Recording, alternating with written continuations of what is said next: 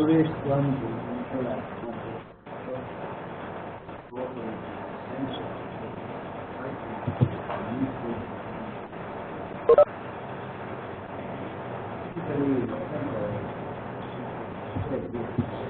in the hierarchy, in the architecture,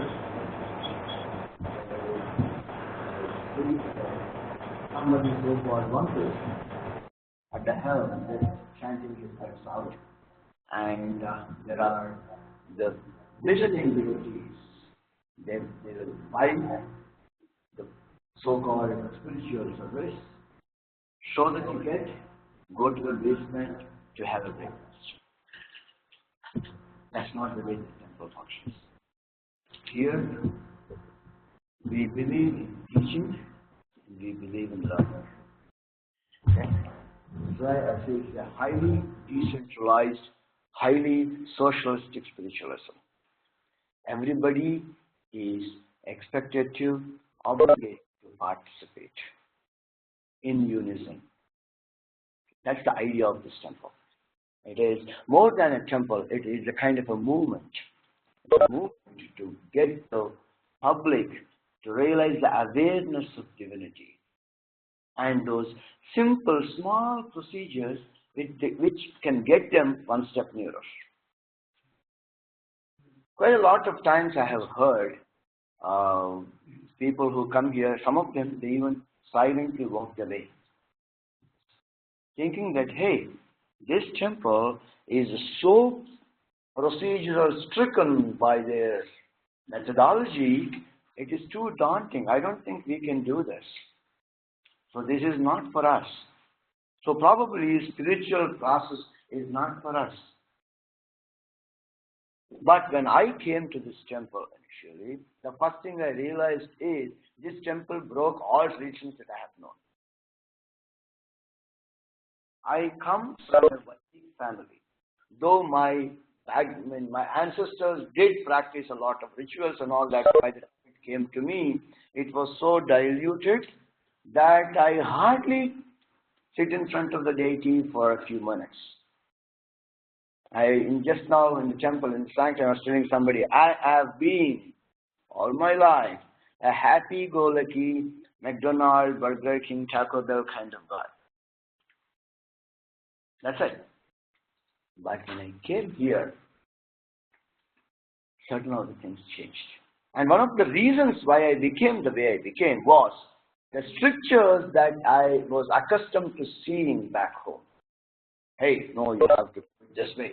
Not any other way at all. In fact, there is one statement in the Puja Dharma back home. Yadachara parabhrashtam matrahinam cha yad bhavet. It means if I have mispronounced one syllable in the mantra, or if I missed one syllable in a mantra, may that be equal to losing my mother once. Yeah. But when I came here, that statement pointed me to a totally different connotation. Doesn't mean that. But then, this is what happens, when you start doing something, suddenly some spark or some glitch will mislead you in a direction that goes in that way. And over a period of time, over generations, the misunderstanding will be amplified and will be carried forward. That happens. That is the nature of human mind. It's the nature of human mind. Okay? So we will have to get back and then reboot ourselves to thinking right. That is one of the tenets this temple is based on.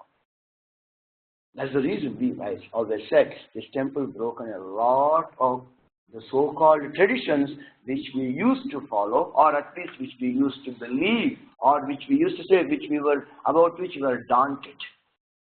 And we wanted to move away from that. And still, the core spiritual thinking remains intact. That is not disturbed. If that is disturbed, the purpose is lost. The core spiritual thinking, the focus, the objective, the goal still remains the same. Okay? Now, what exactly is divinity?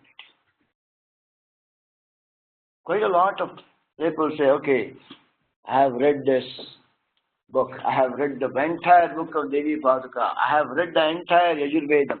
Will that make you divine? I would quote this sentence from, I think it is from Things and Cabbages by John Ruskin. He says, one might have read all the books in British Museum, assuming he has enough lifetime to do that, but still can remain utterly illiterate. Okay? That's because it is not the numerical volume of what you have endured, but it is what you have qualitatively acquired out of it. Okay? That's what makes you what you are. If I talk too much about it, probably I'm digressing a little bit. Now let me get back.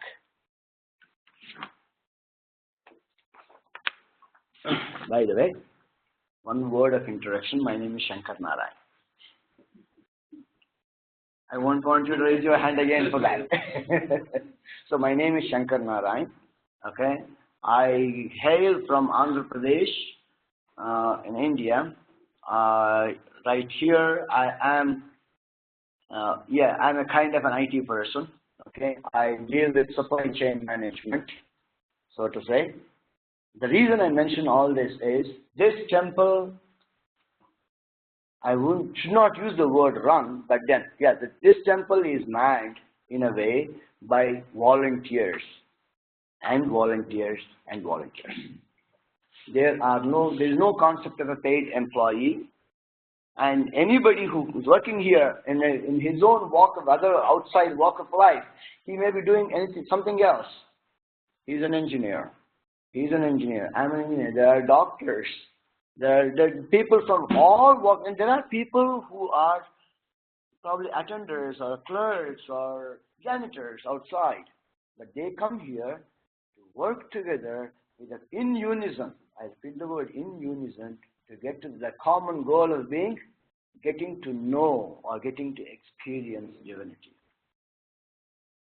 Okay, so the word divinity, when I say what is divinity, divinity is something that you will experience. It is not something for you to understand.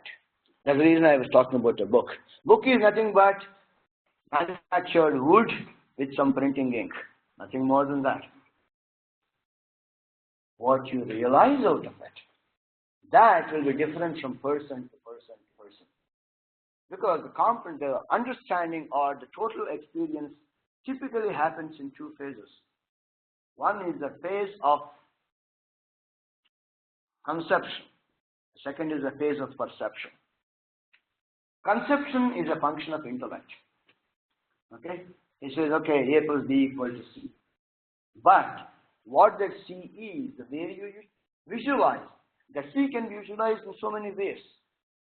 That is a function of your so-called background or vasanas. Okay? So here, when it comes to the realizing divinity, the procedure of the so-called puja, it facilitates some amount of comprehension or conception of this so-called aspect of divinity. But then when you keep on doing, that is sadhana, by rote, you keep on grinding through it by rote, at one point you will get a spark. Will that mean everybody will get the same spark? No. You will get a spark, and that spark is for you. Okay? To get there, what we are doing, we are engineering a particular procedure, and that procedure is called puja. Okay? Basically, it's a technique. It's a technique. Yeah, is this working? Okay, because papers. Okay. So, again, we typically go through run through a few of these words: puja, bhakti, ritualism. What exactly is puja? What exactly is bhakti? If you look at the Narada Bhakti Sutras, that is, Narada, once again, he formulated a set of rules defining bhakti. You cannot define as such, but then to some extent elucidating what bhakti is. That one principal statement says, Swasvarupa Anusandhanam Bhaktihi iti abhidiyate. Swasvarupa, that is my own image, Anusandhanam. I will throw it out on a particular cause. So, it is bhakti is identifying oneself as one with the cause one adores. And the manifestation of that kind of oneness, it can happen in so many ways. The anecdote is, back home when I was a kid, we used to get the small story kind of magazine, story of Chandamama, okay? Bommai Readu or something like that in Kannada. Okay? So in that Chandamama, all stories for kids. One of the stories, it was describing, probably it was happening, there was a great scholar, great spiritualist, great teacher. He was teaching, and then he had a servant. A servant, actually a milkmaid. She will deliver milk to him every day. And this guy is so austere in his practices and all that. He wants milk delivered every day by a specific time period, no matter what. And she had to cross a rivulet before she would reach the house. And once there was a heavy storm, the rivulet became really so flooded, the water currents are so severe, but still she was able to come and deliver them. He observed that a few times and he asked, how are you able to do this? What happened? How are you able to cross the river? He said, no. For me, I was just thinking, I was just chanting your name and I just crossed the river. That's it. I chanted your name, I just walked over the water and climbed this side and delivered the milk. Then he said, that means to say with all my practices, I have gained so much power that she thinks of me, she is able to cross.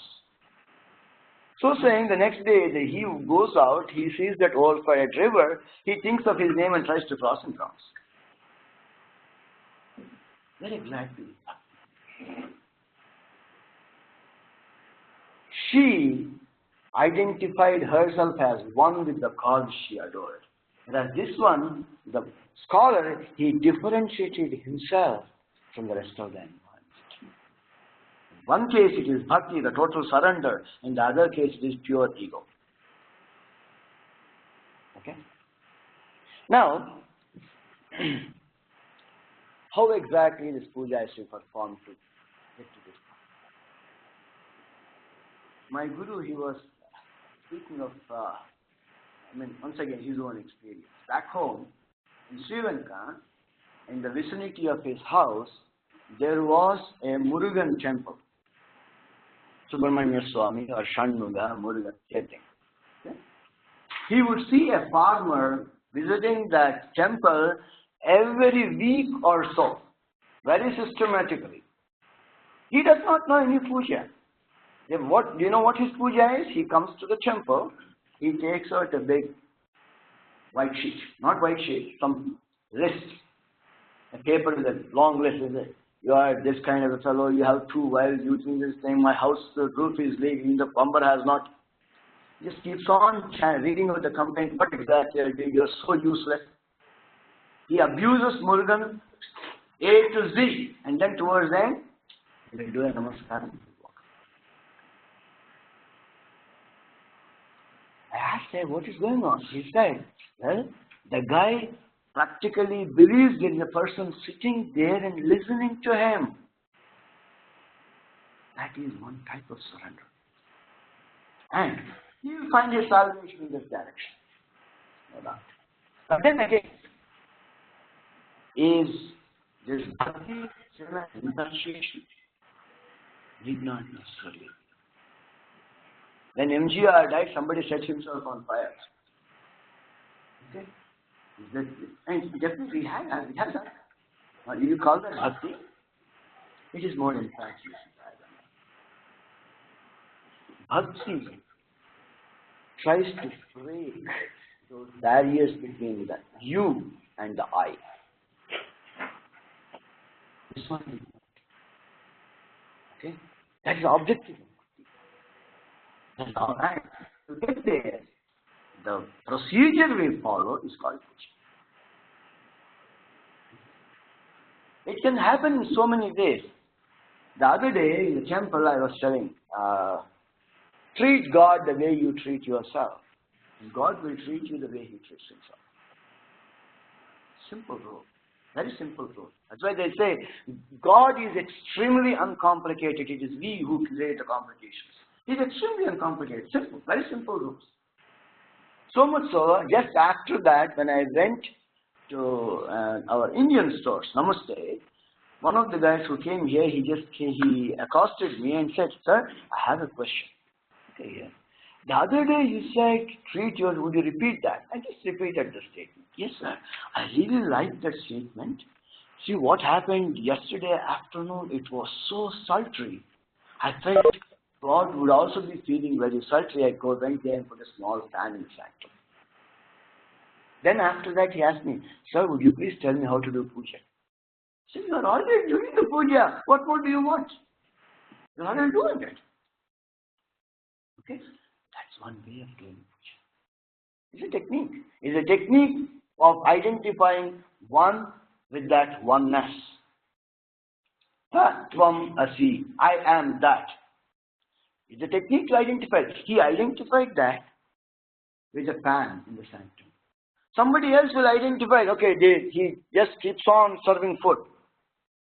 Amma, she is one of the greatest devotees I have ever seen on the face of the earth.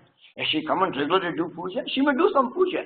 But she keeps on serving, and until she is sure everybody is eating, she will not eat a morsel. It's another way of doing puja. Okay? So puja can have several. The procedure of puja can have several definitions.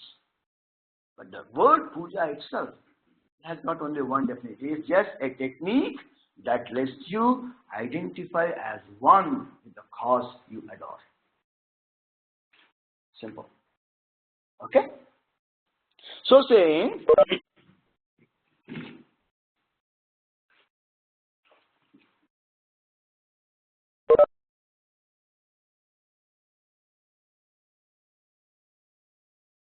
okay, once again coming back to what is the ideal procedure. If you look at,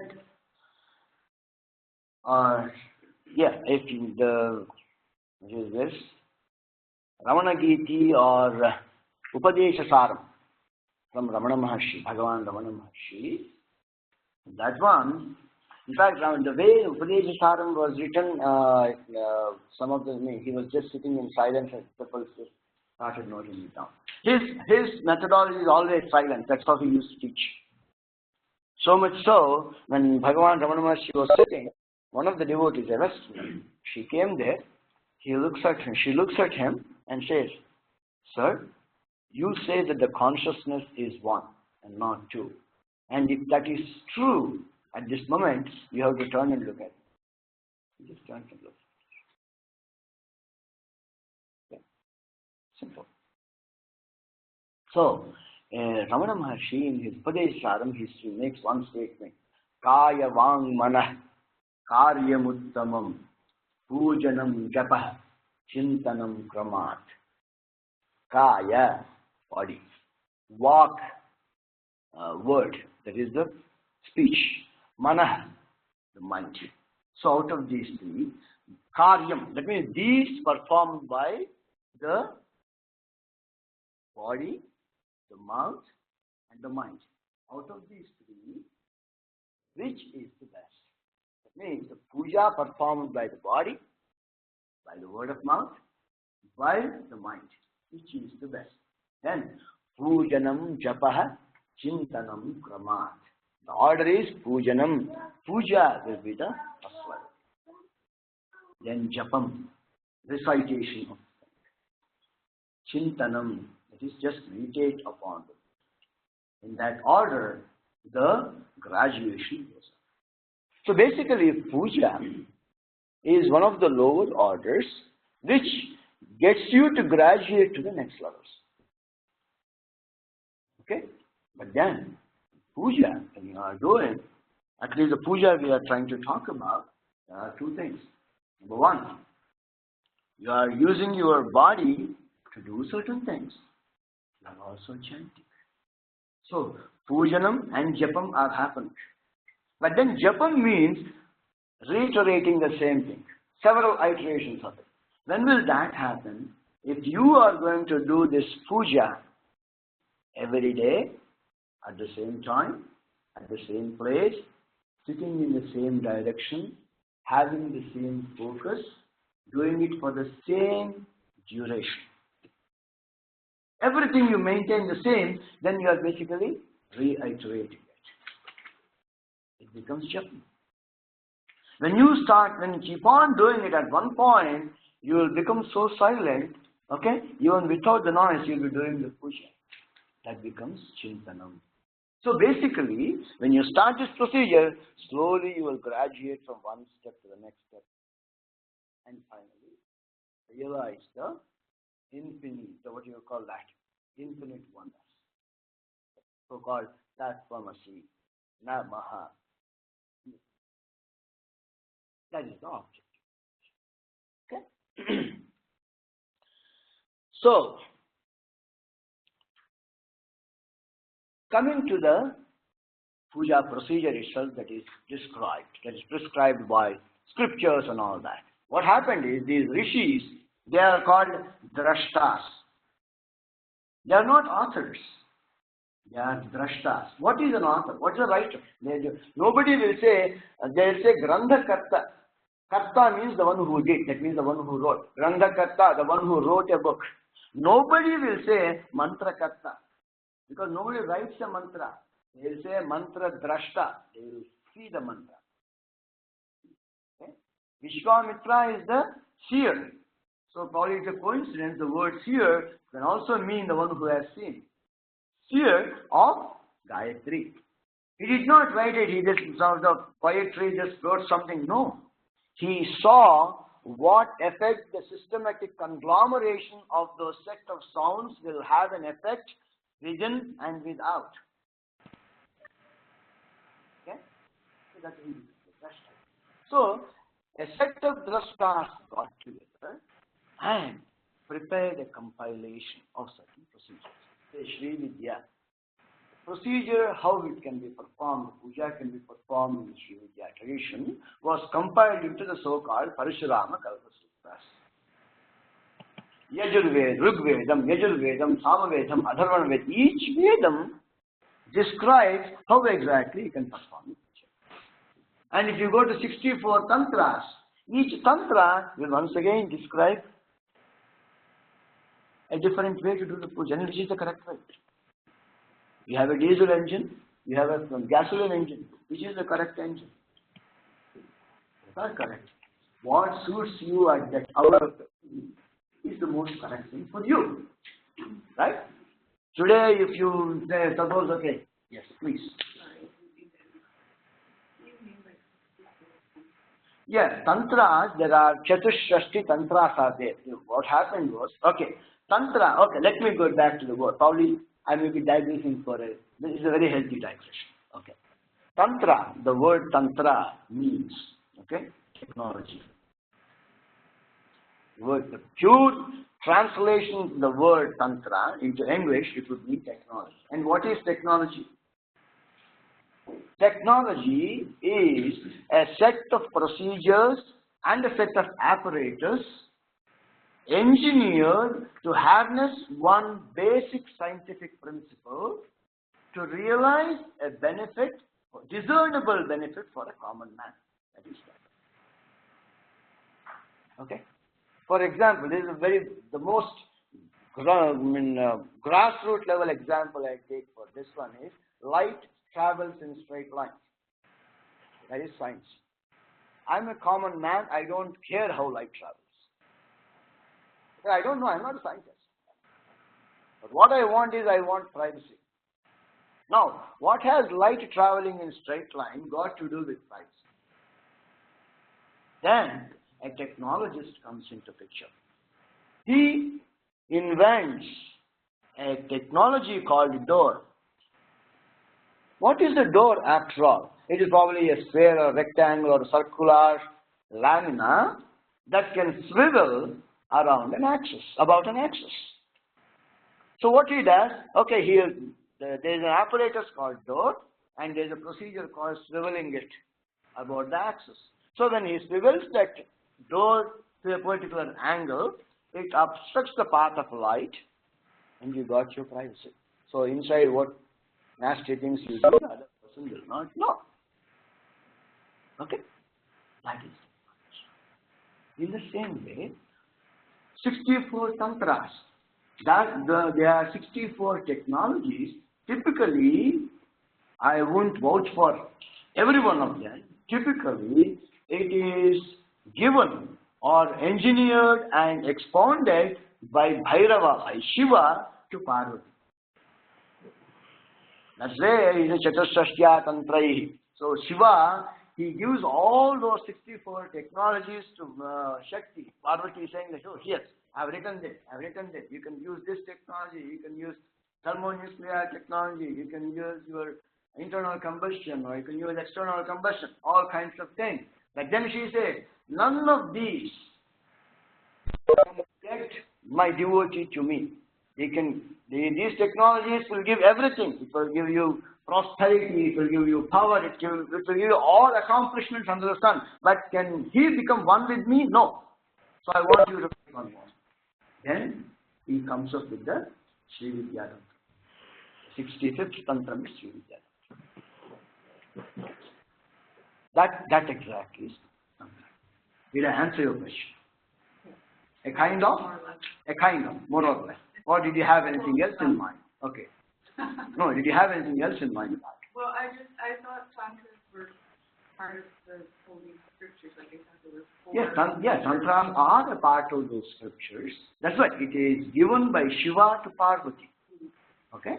Ananda Bhairava. Typically, Ananda Bhairava is the Rishi for that. He is the one who saw that and he just gives it out. But yes, they are a part of the holy scriptures.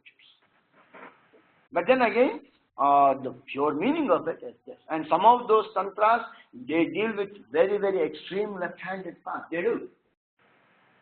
You would want to go there? Yes, I don't want to. Okay? Not for me. For me, the way I look at it, the temple looks at it is, yes, be happy, keep everybody else happy, offer some service to humanity and make a difference to the world. That's it. And in the process, realize. That's why when Sri Sai Baba, how did he realize God? How did he get that divine experience, spiritual experience? You know the story? What happened was, he, along with two of his friends, he goes in search. He will be just wandering in wilderness. He didn't know how to get there. Finally, he meets his guru, that one's old guy. He says, oh, you want to see God? Yeah, I want to see God. I can show you God. Come with me. Then the other two, they get scared. They back out. And this guy, Shirdi Sai Baba, was taken to a well. You know, one of those old-time wells, you have got a pulley and then this, okay? He takes him to the well, ties his feet to the rope and lowers him upside down into the well. And he will be hanging upside down for 3 days. Okay? Then he pulls him up and says, do you realize God?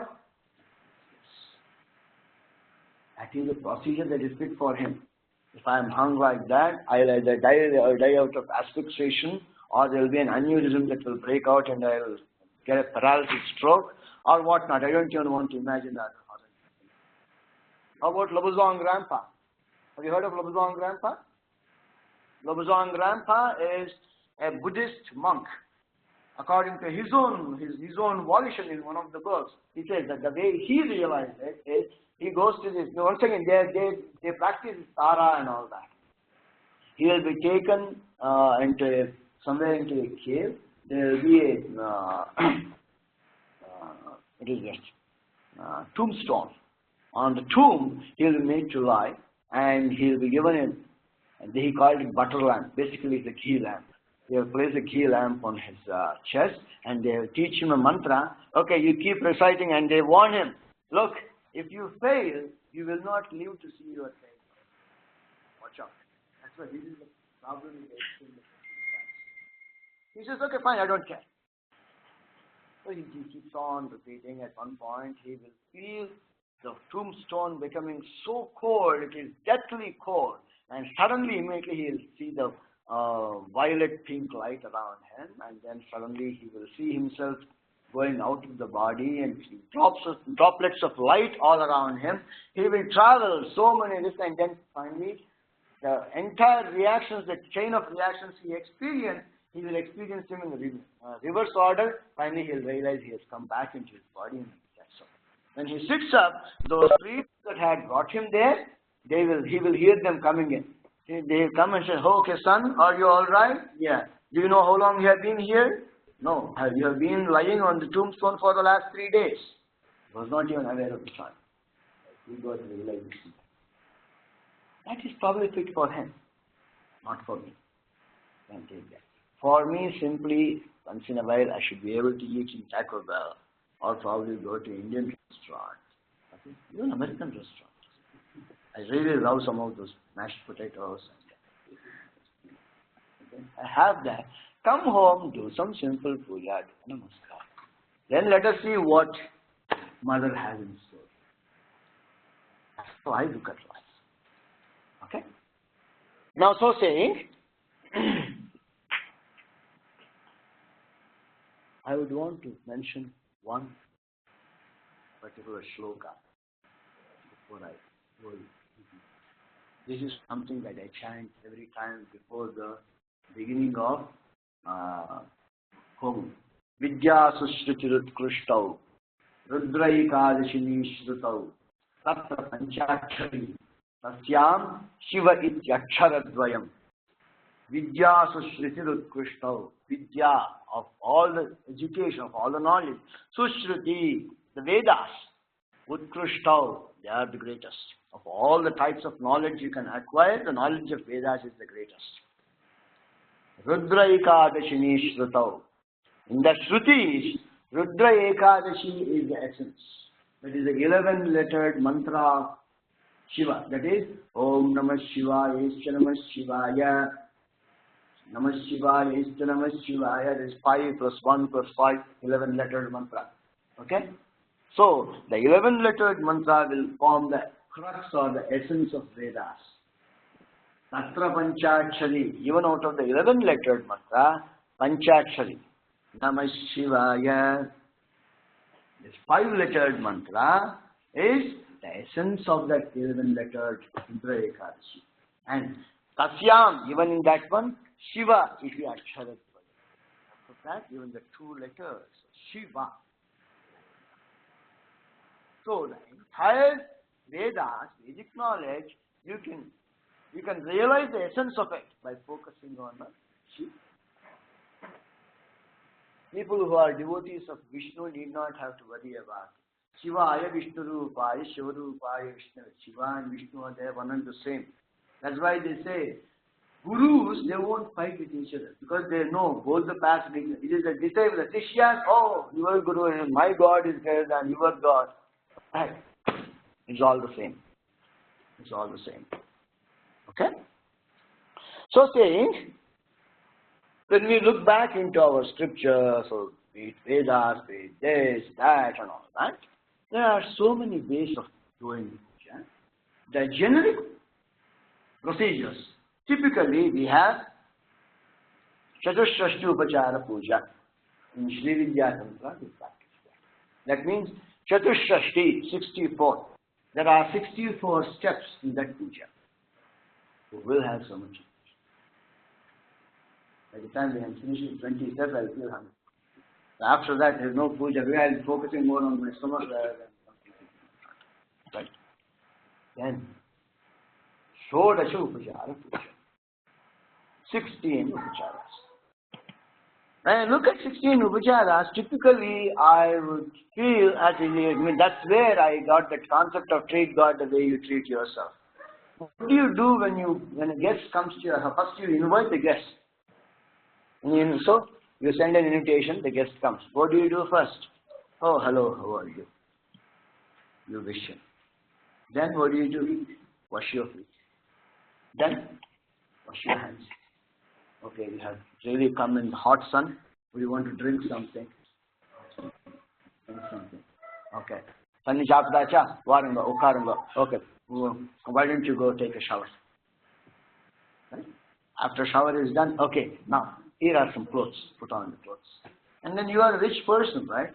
So come on, why don't you put some ornaments? You'll even give him some ornaments.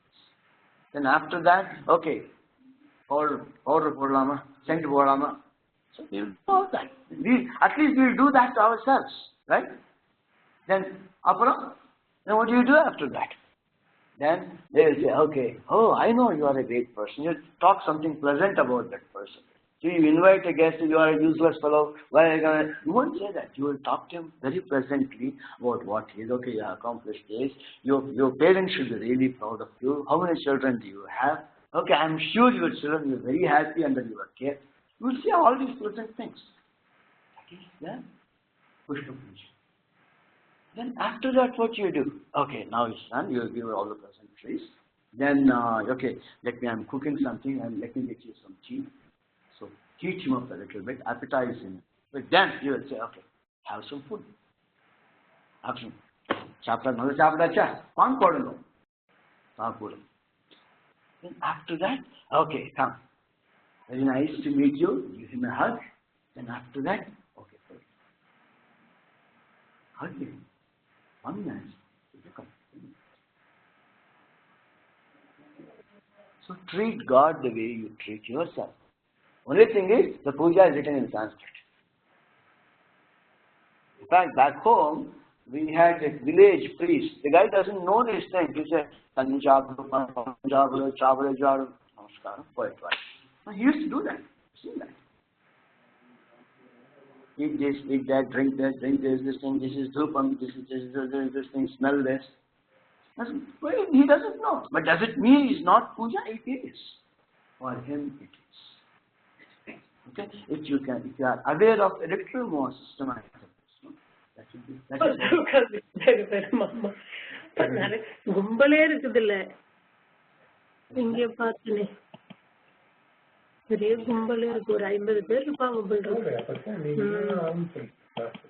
Oh, that's all. That's all right. Okay. I have to use the headset here. I don't know people in the back. No, are you? Am I audible enough, Ayya? Oh yes. Sure. No, because nobody raises hands. There are two possibilities. One is I'm totally audible, or I'm not audible at all. Okay. So, if you want to no big deal. Okay. Sorry, I'm not even pushing the slides yet. I think it's okay. Okay. Now, let us get to something a little more. Yes, sir. Sorry. And you don't have to feel sorry. At the time you apologize, you are saying, so you don't have to. You are supposed to disturb me. Yes. The reason because you are about to get into something. Go ahead. Why all the so Okay, there are stotras written in other languages also. The first statement. There are extensive stotras in Tamil. You look into classical Tamil, which I do not know, but I have. Dravida Veda Priya, and then your Tiruvajagam, Tirupuranam, all those things, they are all scriptures in Tamil that are used for regular pujas. There are stotras in Telugu. There are stotras in Hindi. How about Tulsidas Ramayana? It is taken as a scripture. Now you chant that, you will be able to see Ramayana. And it's not even written in Hindi. It is written in some kind of a rustic Hindi. Okay? Even Hanuman Chalisa, you chant so many times. It is used as a standard scripture for doing puja to Hanuman. It's in Hindi. And Hindi, I'm saying, is not exactly Hindi. Tulsidas Hindi. Tulsidas Ramayana. They are there. But then what happened was, historically, the word, some Sanskrit, It is actually, the word is Samskritam or Samskrita. The word Samskrita means refined. What does mean? That means it is something is refined. That means there was something existing before that. They took that, they just deburred it, they just bent the corners a little bit and that was it. Plus, apart from that, what they did is they identified the connection between sound and the material object. They tried to marry these two. That's why if you look at any word in Sanskrit, it is not an absolute word in itself. So for example, corner. What's the meaning of corner? Typically we may not know it. Whereas in Sanskrit, Shankara is a name. But what's meant by Shankara? Shubham karoti Shankara. The one who does Shubham is Shankara. So if you can do the Shubham, you are Shankara. Siva, the one who does not, who is totally immutable, is Siva. Okay. So each word, they go into the root meaning or the root effect of individual syllables in the word, and they, synthesize or homogenize these two syllables or multiple syllables to form a word and give that word as a holistic meaning and say, okay, this word. That is how Sanskrit is structured. Padapa. Pada means feet. Pa, the word pa, it has several meanings. One of the meanings for the pa means drinking. Padapa, the one that drinks with peach. There's a tree. The tree is called a padapa. Okay. Kshatriya. Kshat means blow. Pra means protection. The one who protects from blows is called Kshatriya. That's what they used to do. They are the warriors protecting the community. Yeah. So like that, every word will have if you syllabize those words, each syllable will happen. And that's how the word is. So because of that, Sanskrit became a kind of a highly scientific language. So much so, the grammar written for Sanskrit, written by Panini, it is also called Panini machine. The grammar written by Panini is called Panini machine. It is so scientific that it is one of the most ideal languages for computer programming. You can generate the right compiler, right emulator for it. Okay, the Sanskrit is supposed to be one of the best languages for computer programming. Okay, so that's the reason. Does it mean that any other language is less? No, it's not. But this is the, legend behind Sanskrit. Okay? So, any other questions up till this point? Okay.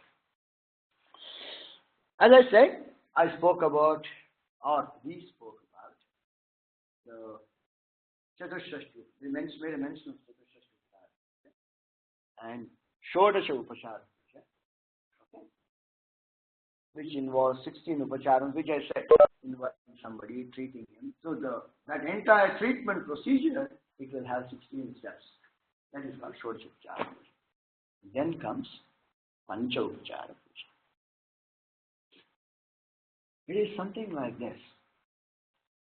You have a 6-year course crammed into 5 years. Okay. The student will have to really, some of them, they really get burnt out, but they will graduate. The 5-year course is crammed to 3 years. Only very few students can take it, right? To me, that's the feeling I get when I see the Pancha. You will realize the entire effect of Shodasha Upachara Puja when you perfectly emulate the sense of Pancha Upachara. But for you to emulate, for you to follow the whole thing with all your 3 karanas, mano, vak, and karma, for you to do that, you will have to first start. That is the objective of this Panchopachara Puja that we are teaching today. Okay?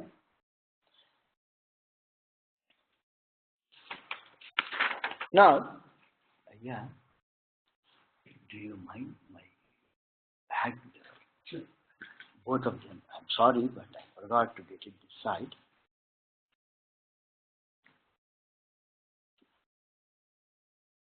Thank you. Yeah.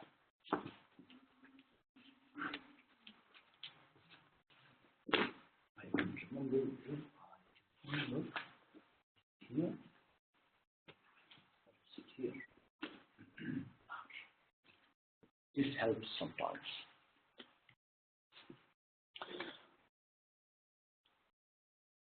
We live in a fast world. Okay? We will have to find a shorter ways of, even if it is an accelerated this one, we will have to find a something that is done in a short span of time. So much so, we even joke about having a driving puja.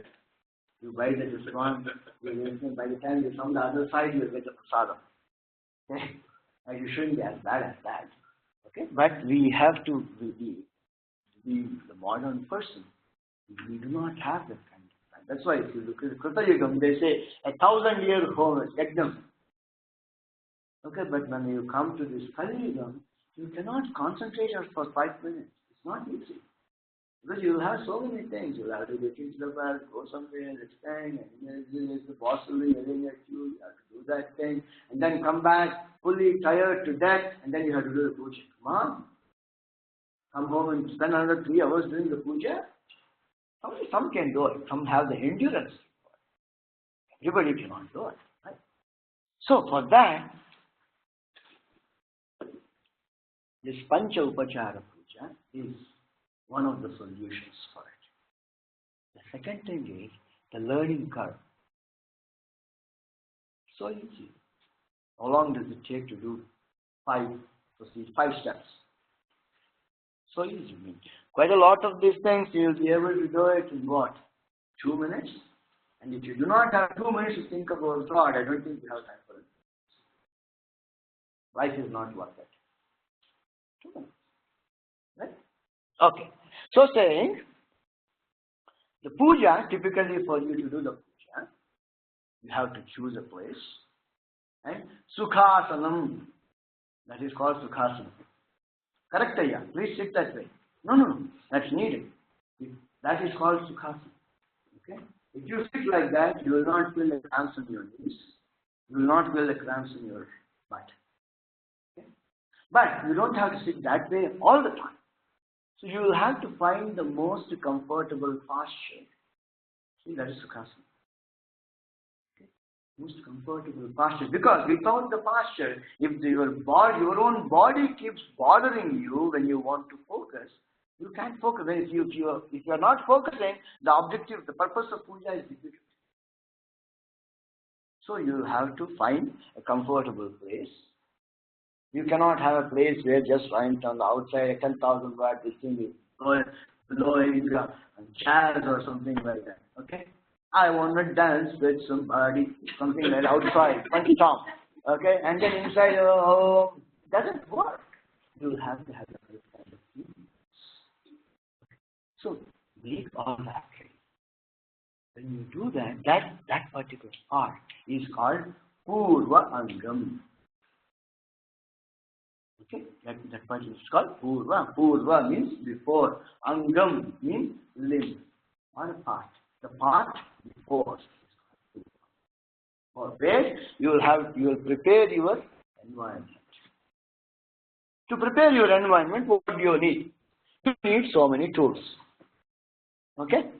One, you have got do you have something? Someone. Okay, that's okay. No big deal. Okay. Let me.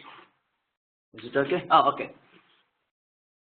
A copper bowl with a copper spoon. Let us use some words for it. Okay? The copper bowl. And remember, you don't have to remember these words. This is just for your academic purposes only, not for spiritual purposes. Okay?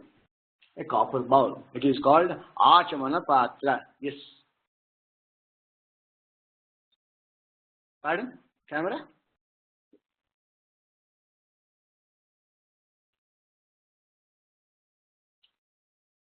Oh, that's right.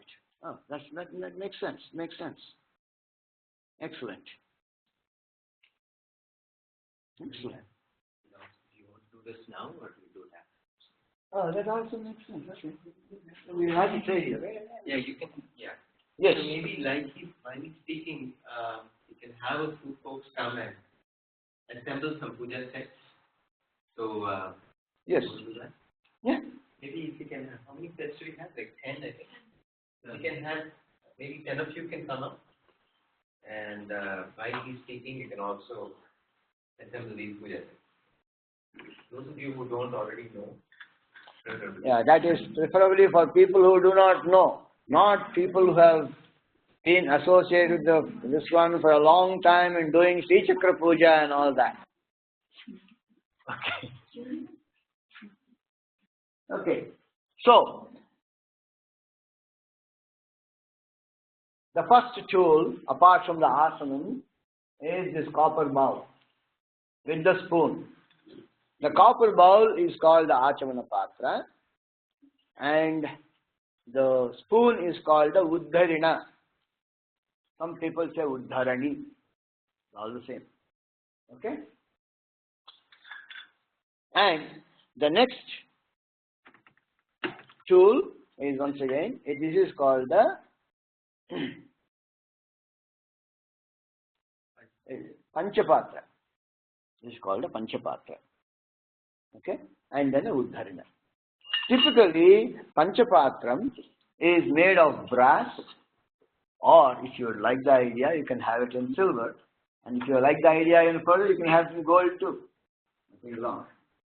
Okay? But don't have this in copper. Because one of the reasons there probably is because it becomes too much of copper ions diffusing into the water at one point. Then you pour it over there. It is not the best thing to do. Okay? Whereas this one is supposed to be in copper. The reason being the cuprous ions that get into water, okay, at that parts per billion level, when they get into your body, okay, it, what do you call it? For lack of a better word, it cleanses up or straightens out the path of your kundalini for the energy to flow smooth and down. Okay? That's the purpose of taking this Achamana. Okay? Once again, when you do the Achamana, Keshavaya Swaha, Narayana Swaha, Madhavaya Swaha, that one has a deeper tantric significance, but we are not going to discuss that. That is, let us not have it in the scope of this exercise today. Okay? But copper bowl is typically used for your Achamanam. That is the first drops of water you are going to ingest at the beginning of it. Okay? And then this one, the brass patram, which we call Panchapatra, this is what we are, the water in it we are going to use for further sanctification for your puja procedure. Yeah, you can pick up and put it into your tray. Why don't all of you pick up the tray? Take a tray each. We have about 10 trays, so I apologize if we don't have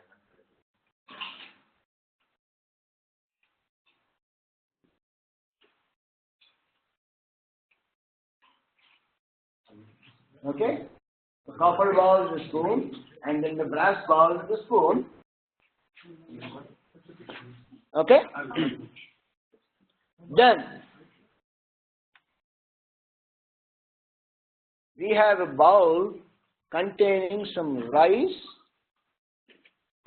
mixed with turmeric and some cow ghee. Okay? These are called akshatas. Kshata means something that is hit or something that is broken. Kshatagatra, the one who is hit, who is hurt, who has broken his body is called a Kshatagatra. Gatra means body. That way, this is akshatas. That means the ones that are not hit or not broken. So it's important that the rice grains you use are not broken.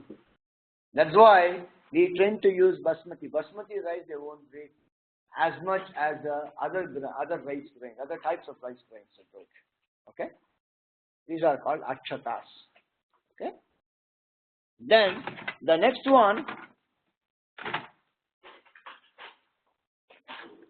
a bowl of sandanam, sandalwood paste, sandalwood powder. In fact, it will be sandalwood paste when you use it. Okay, and a bowl of kunkuma. Kunkuma is actually turmeric. Okay, and processed with a few other ingredients. I don't remember the names of those ingredients. Because Telugu we call it eligaram, and then a few other. I don't even know the English names for those ingredients. Okay, so this is the kunkuma. I think in English it is called vermilion. Okay, it's a bowl of vermilion and a bowl of sandalwood paste or sandalwood powder. And then you have, I missed this one, the bell. You know, typically in Shaivite tradition, if you look at the bell, will have a Nandi on top, and this ringing, it is more geared towards the Omkar. If you look at the Vaishnavite tradition, the bell will have a different sound. Okay, the resonance frequency, the way the cavity inside is designed, it will be a different sound. It is Rama, Rama, Rama, Rama, Rama. You get two different sounds. For Shaiva tradition, you have got one type of bell, and Vaishnava tradition, you have got a different type of bell. But we do not tell. We believe in this one making a salubrious sound. Okay? Then we have got dhupam. Okay? And dhupam, it need not be necessarily this, all this kind of,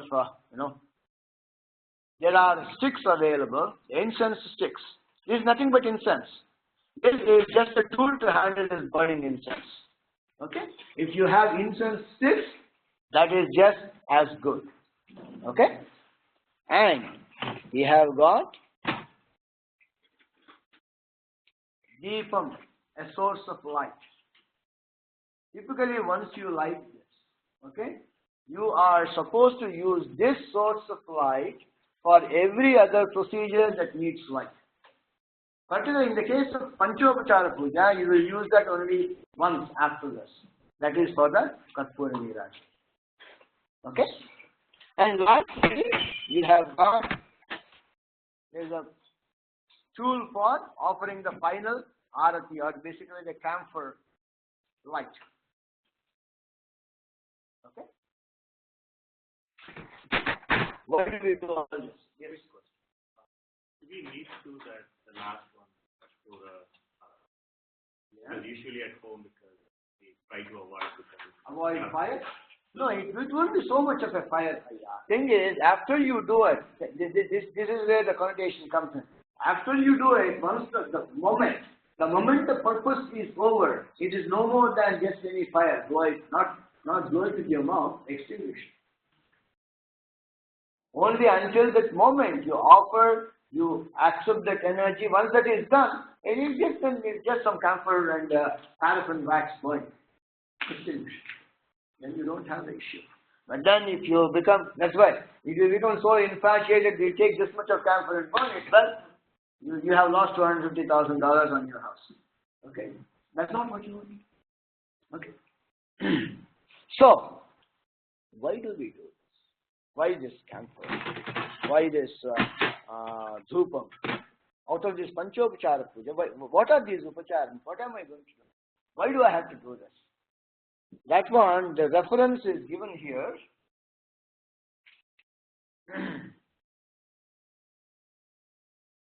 When you offer sandal paste, it is satsangam gandham samarpayami. Gandham, when you offer, that denotes, okay, harmonious union, or people with whom you can form a harmonious association. That itself is gandham. Suppose you and I sit together and talk something really meaningful and pleasant. It is gandham. And then, Indriya Nigraham is pushpam. The flower that you are offering, it is the control of your senses. Okay? Suppose, okay, your puja is going on, Here you will be watching Baywatch and doing puja. But in India, your mind is focused on there. Okay? Or you want to hear the TV news, oh, what has happened? Terrorists, the terrorists have struck, 35 people killed, 200 people injured. Okay. So, there, the Indriya Nigraha, we have to control the senses so that we focus only on this. That is the Pushpam. And then, Dhupam, Arishad Varga Visarjana. There are six enemies within us. Okay?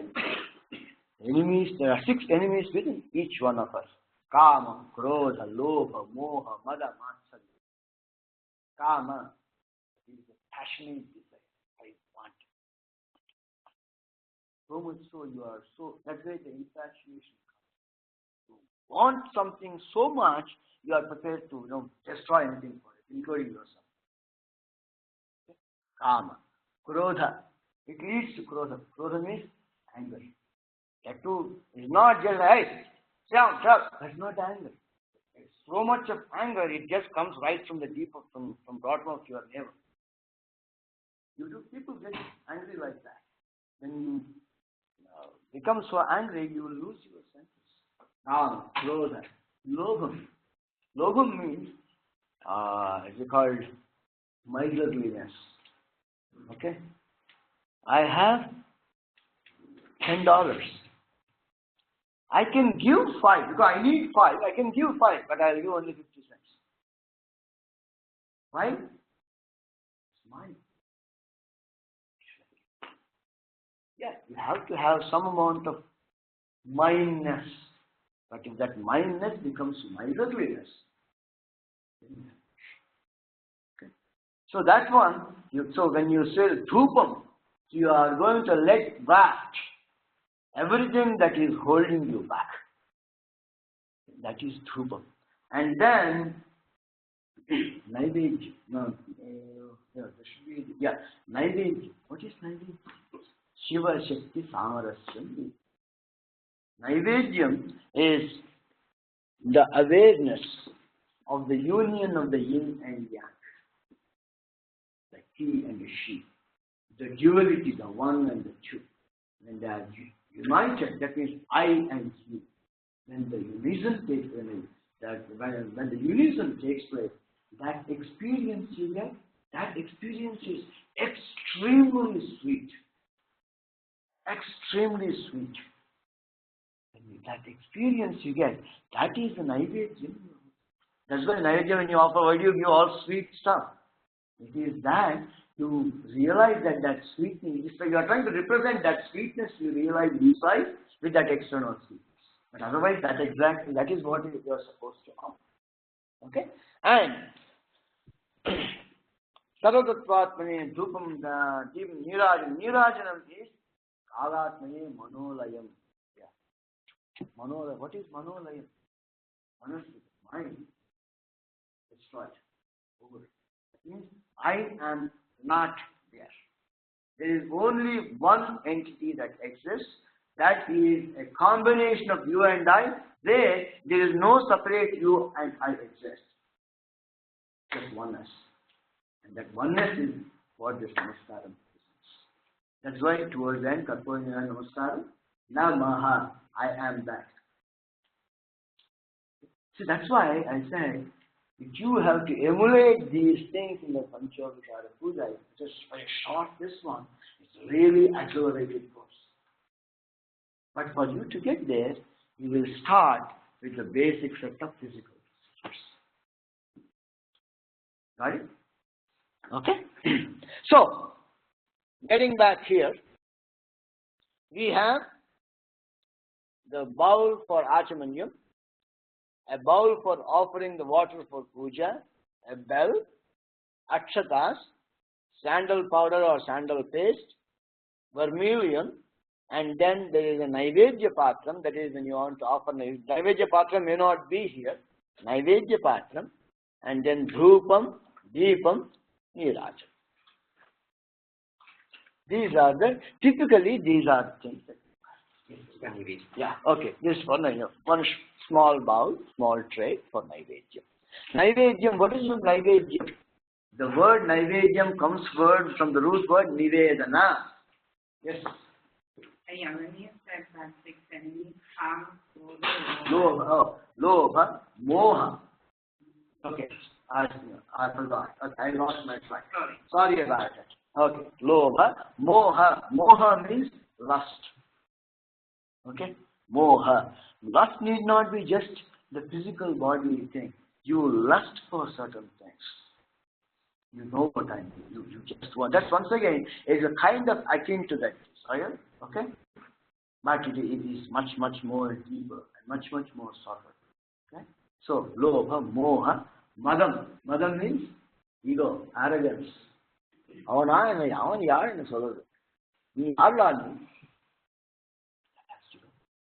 Because the moment you say Niyar, that means you are separate from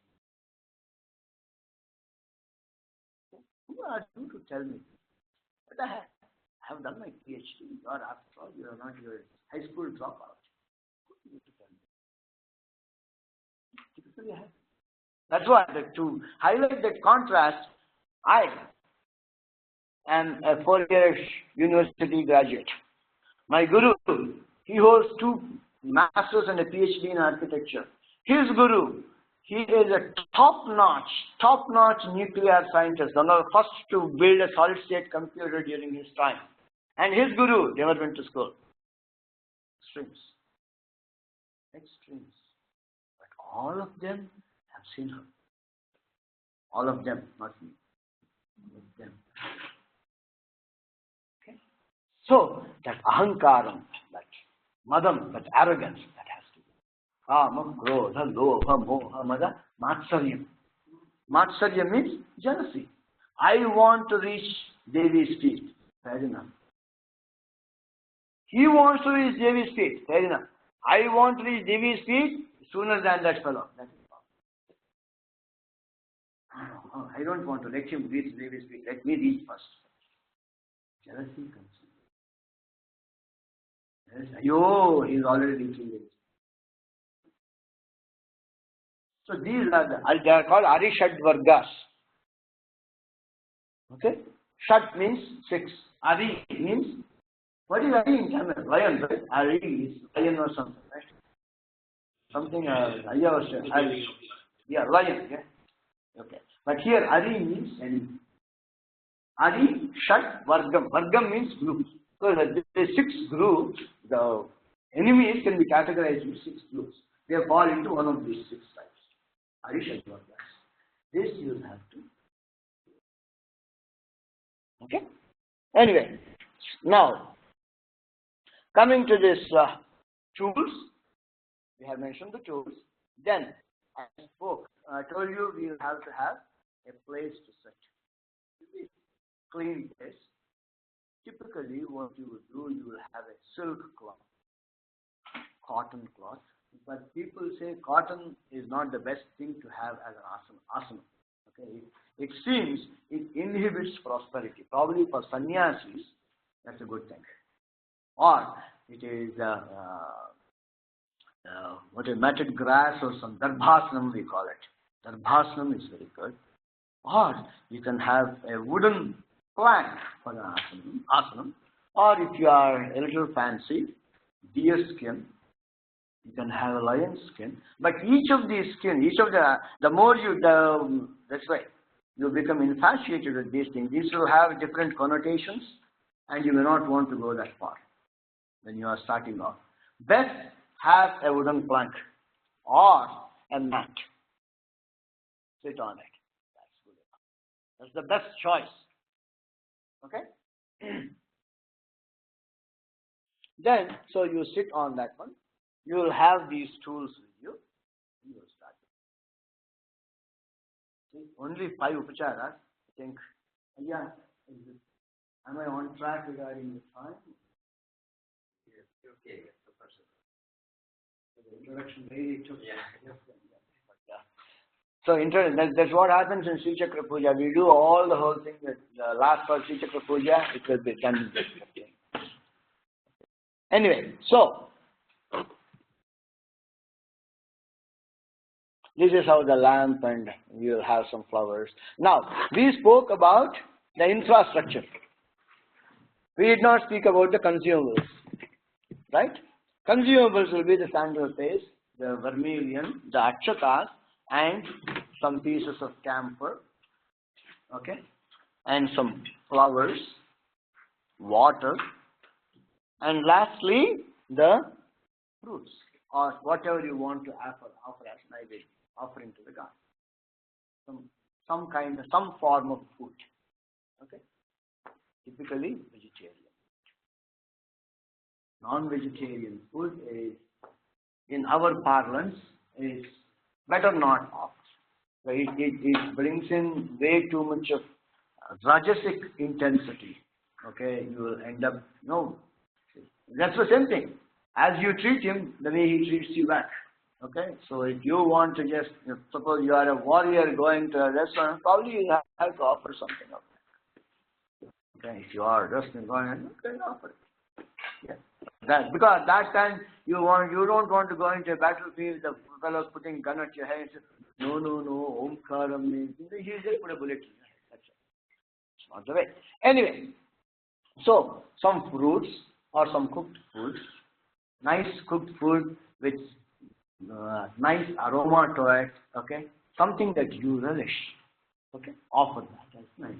Okay, so these are the consumables. Okay, now when we do the puja, first one is we will think of Ganapati. Ganapati, he forms the edifice.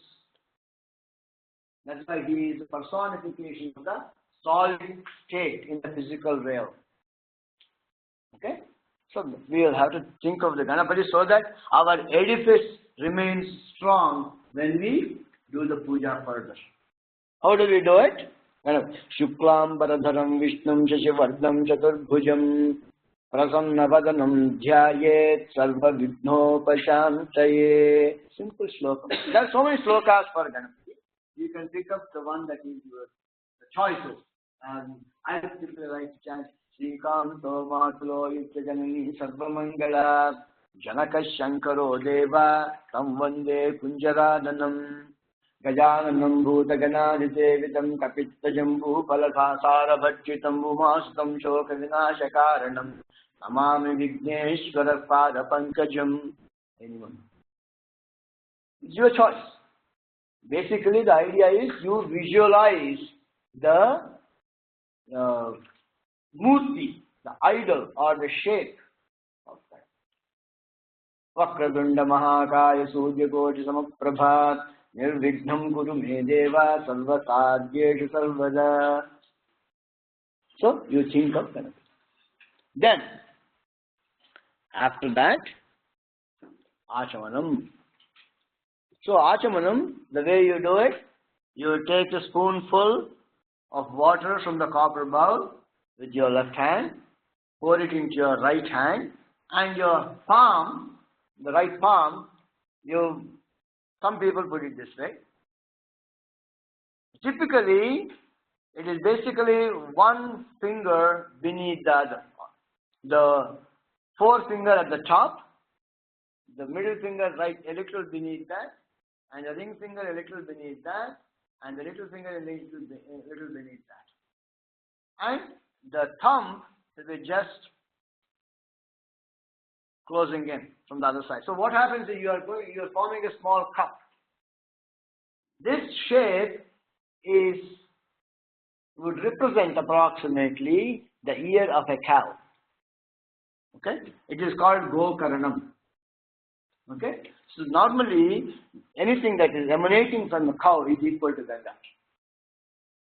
Okay? So you take this one and you will pour the water. So first spoonful you will take it. Keshavaya Swaha. It is mentioned there. Keshavaya Swaha. You drink. Next. Narayanaya Swaha. Second spoonful. Third spoonful. Madhavaya Swaha. Next. Govindaya Namaha. And the fourth time in Govindaya Namaha, you will let the water, you will not drink that water, you will let it flow down onto the ground. Typically, back home, what we do, we will not let it flow onto the ground for the fear that people will step on it. Okay? We will just take that water and let it flow into another bowl, which we don't have here. It is called Arghya Patra. We will let that water flow into the Arghya. But here what we do, we will drink and last time, wipe your hands. People would ask question, what is this? You will have to first wipe your hands and drink. We do it in reverse, or we drink water and then wipe our hands. What's the point? The point is this. The last one, it is supposed to drain from your hand onto the ground, but since you can't do it into the wet all over, you just wipe your hands. Okay? So that is Achamana. Okay? Basically, Keshava, Narayana, Madhava, these are the three names of Vishnu. Okay? But any deeper meaning of that, let us not get there now. Okay? You are asking something? Govinda? Yeah. Govinda, sorry, Govinda is also, actually Govinda is Krishna. Even Madhava is Krishna. Okay? Yes. Hmm? Keshava also is Who? Which one? Keshava. Keshava is, it is actually Vishnu's name, but it is used for Krishna. Yeah, you can call it for Krishna. If you look at the Krishna Ashtotram and this thing, you will see all those. Okay? So, after doing the Achamanam, you will come to next this one. Guru Paduka. Guru Paduka is a mantra that is typically handed over in the Sri Vidya Temple. So if you are not initiated into, sorry, I am going too far off the range.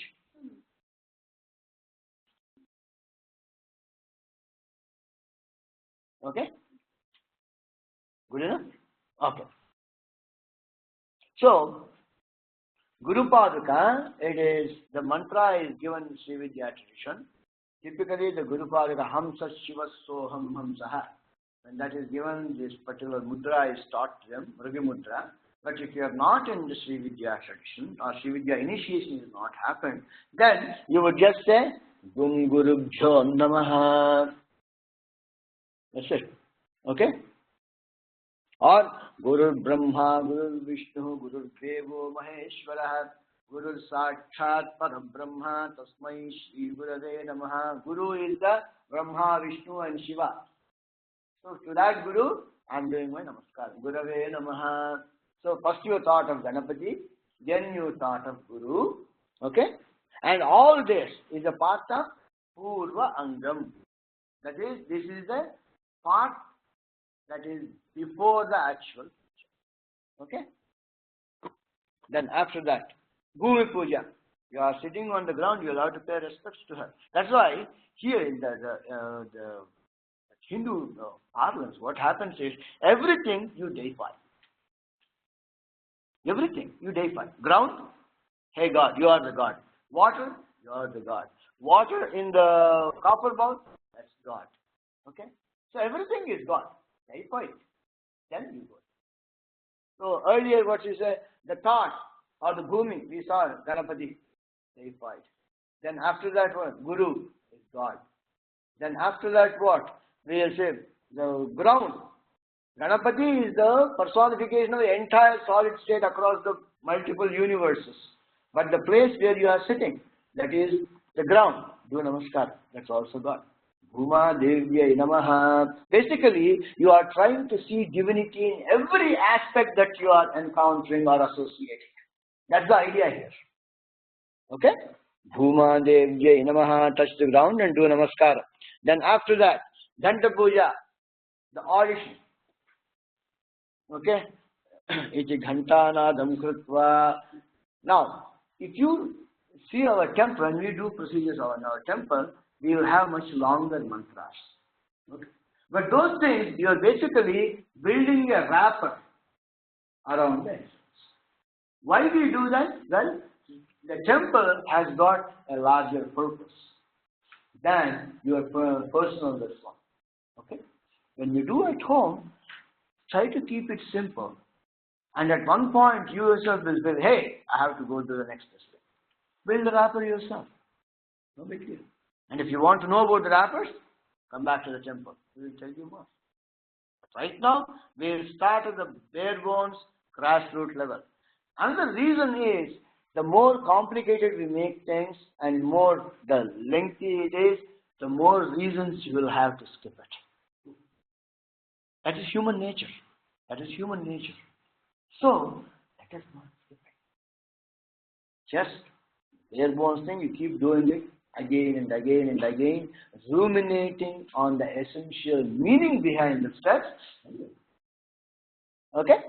Then, Ghanta Puja. Iti Ghanta Nadam Krutva, you will ring the bell. When you ring the bell, that the sound of the bell is supposed to dispel the demoniacal forces that would tend to distract you from your focus. Agamat Tantu Devanam Nirgamat Tantu Rakshasam. That's what it means.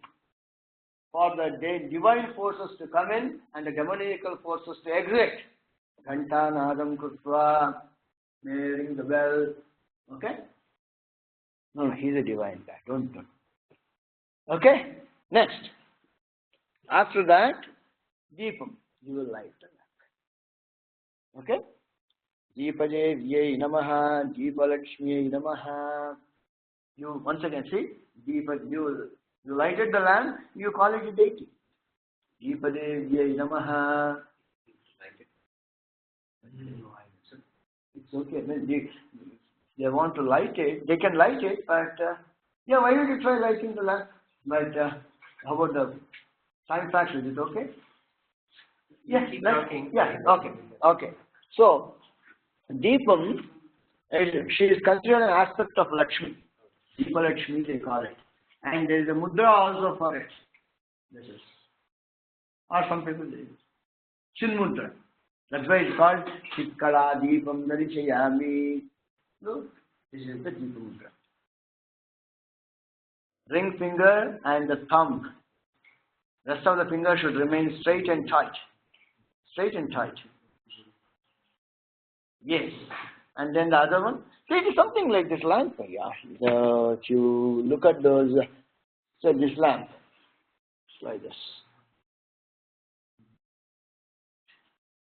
Yeah. There you go. That's it. Vertical. This is horizontal, this is vertical, 90 degrees to each other. Yes, that's it. Okay? That is Deepa Lakshmi. Yeah, is there a plan to have a separate session on What? different Mudra? Yeah, we'll have. We don't have a plan right now. Yeah, depending on the public demand. We'll have. Okay. Please give us in the feedback section and suggestion. We'll see how we can address that. Okay? So there are a lot of times I have seen here at the temple, yes, different people using this mudra, and it's better if we know what that means and how to do that. This puja session, I will show one set of mudras for sure. Okay, for Naivedyam, it is called Grasa Mudras.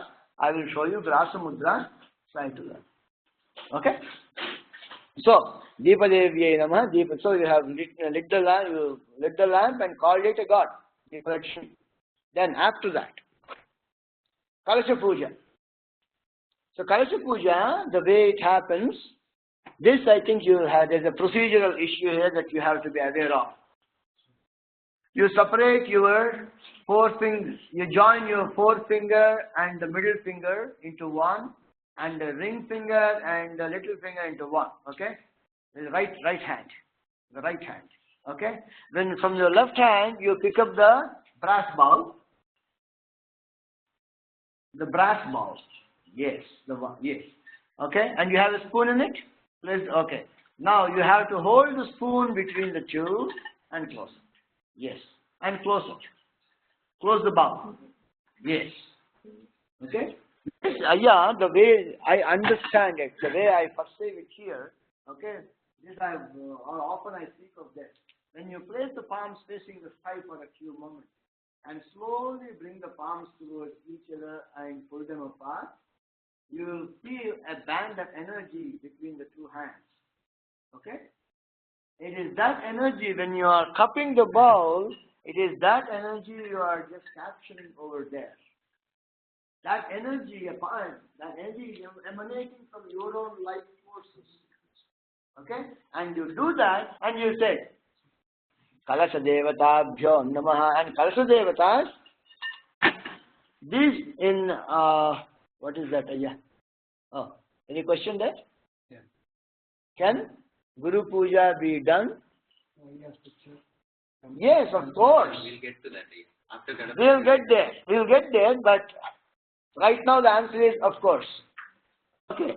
Now, when we do the kalsha, the deities into the kalsham, what we do? We chant the vowels in Sanskrit. Yeah, you asked about why Sanskrit. Why in Sanskrit this is one of the scientific features. Okay, technical features in Sanskrit. Im, im, rum, rum, lum, im, aham. These are called the vowels. Vowels are also called the lives. And we say vowels and consonants. Consonants are called the living things. Vowels are called the lives. Because consonants cannot exist on their own. They need the, infusion of a vowel to be pronounced properly. You will say ka, ki, kai, po, right? So, the vowels are supposed to be known as the pranas, or the lives. So, you are invoking those sounds in the kalasha. Kalasha devatabhyo namaha. Can you repeat? I'm sorry. Can you repeat again the vowels, the way you pronounce them? Yeah, the vowels you pronounce them. Yes. Oh, you want me to pronounce the vowels? Im. In fact, when you do that, this is going a little deeper. We don't have to. You use the ring finger, starting from the point on the circle of this bowl closest to you. Im, rum, lum, im, aham. So you'll have to visualize 16 divisions on this face, circular face, but each division you are going to touch once when you chant that particular vowel. And it will happen in the anti-clockwise direction, not clockwise. Okay? Why? Let us not talk about it now. We'll be digressing way too much. But there is a reason for it. Okay. Some people they also. Yeah, exactly. Yeah, all that is there. Okay, so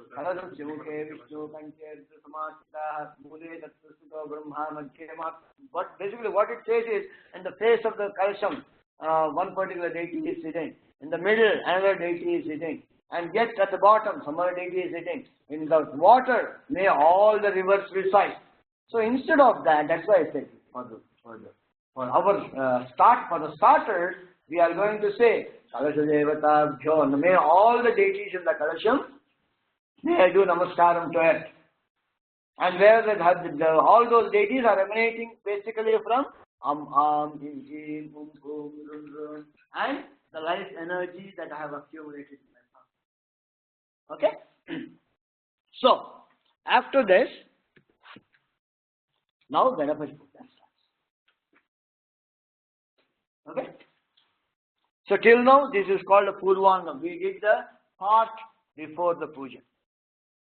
So though I speak so much, when you do the whole thing, it will take hardly about a minute, no more than a minute. The longest duration that you will spend in that previous part is lighting the lamp.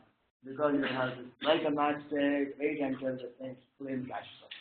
Other than that, everything else is what is that? Drupa? Okay, beetle nut. Okay. So, Ganapati Puja.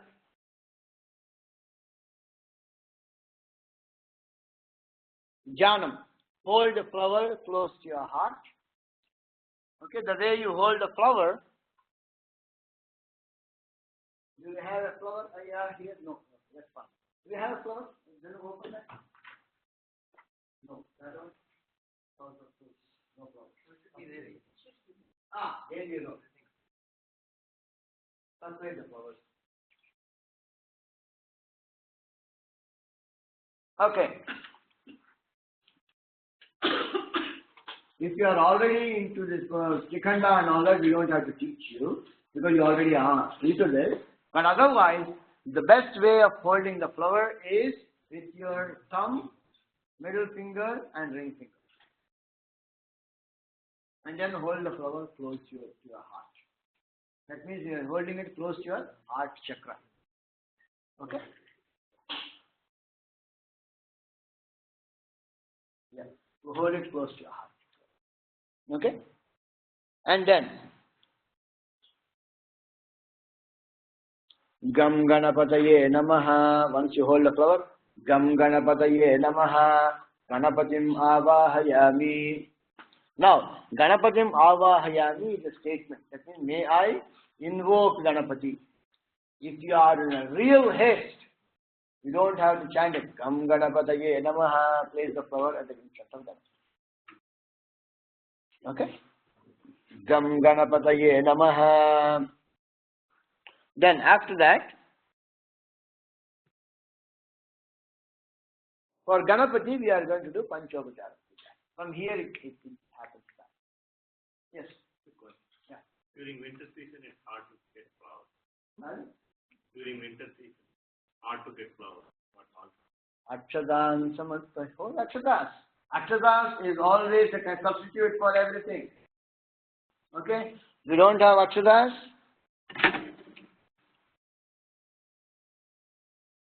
That's why I think that's what they say. The Hindu prescription, as they say. It is not a rigid textbook of commandments. It is a general guideline for you to get yourself into the right mindset.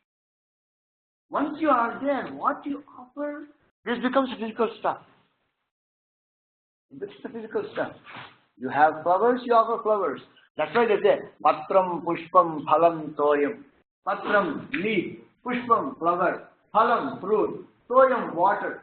You can offer any of this and still I will accept it with equal grace. I don't differentiate it. You guys who differentiate. That's what in Bhagavad Gita it says. Okay? So, Gam. When you say Avahayami, let's say you have a murti in front of the altar, is there a small procedure for Prana Pratishtha? There is, but that is not a part of Panchopachara. You are thinking of Prana Pratishtha. In fact, when you say Ganapatim Avahayami, you are doing a Prana Pratishtha there is in one word. Avahanam is Prana Pratishtha. Put in there. Otherwise, yes, you can do the Matraka Nyasam and then invoke, and that's just the Ganapati, but the Prana Pratishtha itself will be about 40 minutes. Let us not get there now. Okay? We will get there at some point. Right now, it's just simple Panchopachara Puja, which even a second grader will be able to do. Let us do that. Before you go, you just take a shower, 8 o'clock, 8:30, you have to start your car. So, 8 to 8:05, you dress, 8:05 to 8:10, you do the puja, then you are on your breakfast table. That's it. That's the objective of this puja right now. Okay? Now, after you offer the flower, then, Gam Ganapataye Namaha, Gandham Samarpayami. Okay? Actually, each of those upacharams is associated with one root syllable. It's called Bijaksharam. Okay? That's why we put that in as optional.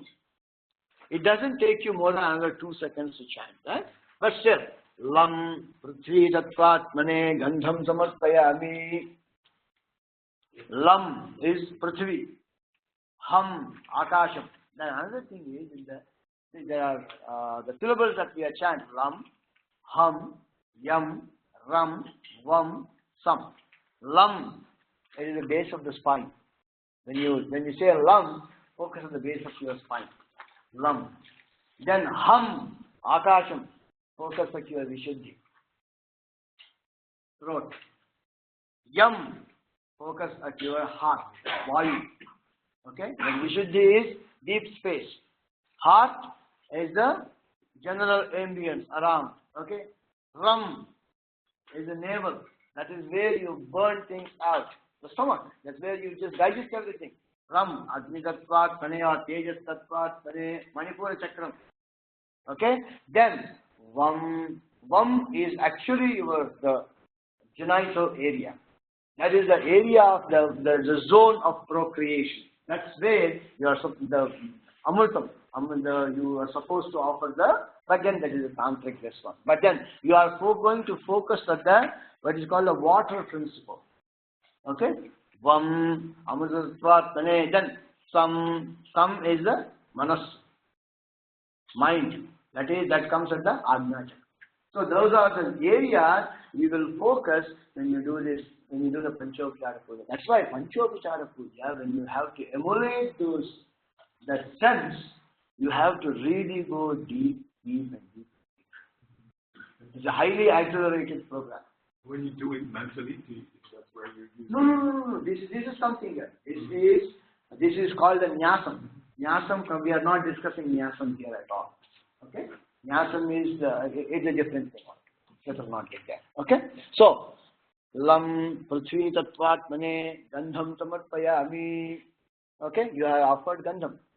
Gandham means the sandalwood powder, add some water, a little water to it, and then offer it to the deity. And by the way, if you do not have Ganapati Murti, what are you going to do? Exactly. That is the idea. The beetle net is in the worldly side, when it comes to, when you map nature into divinity, the beetle net is mapped to Ganapati. The beetle net, you place the thing, that is Ganapati Mahava, and you place the flower on the beetle net. That's it. Okay? Then, after you offer this one, then Ham Akashatatvat Mane, next one.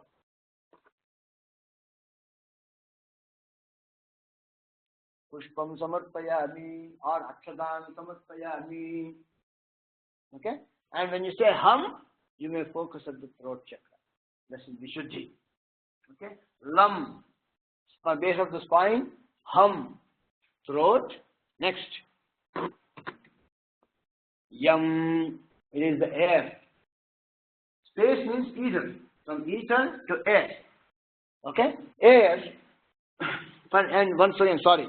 At reach this one, you are going to repeat this mantra. Gam Ganapataye Namaha. Okay? Gam Ganapataye Namaha. Yam Vayutatvat Mane Dhupamagrapayami. And if you find that Agrapayami, those words too difficult to pronounce or remember, use a Samarpayami. You learn one word and you keep using it all the time. Okay? Deepam Samarpayami, Dhupam Samarpayami, everything Samarpayami. It is still fair. There's nothing wrong. Yes.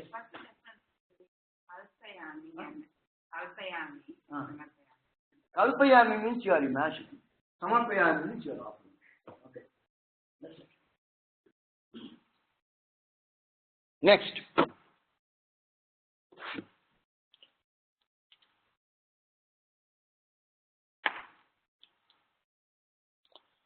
Gam Ganapataye Namaha Ram Agnitatvat Mane Deepam Darshayami.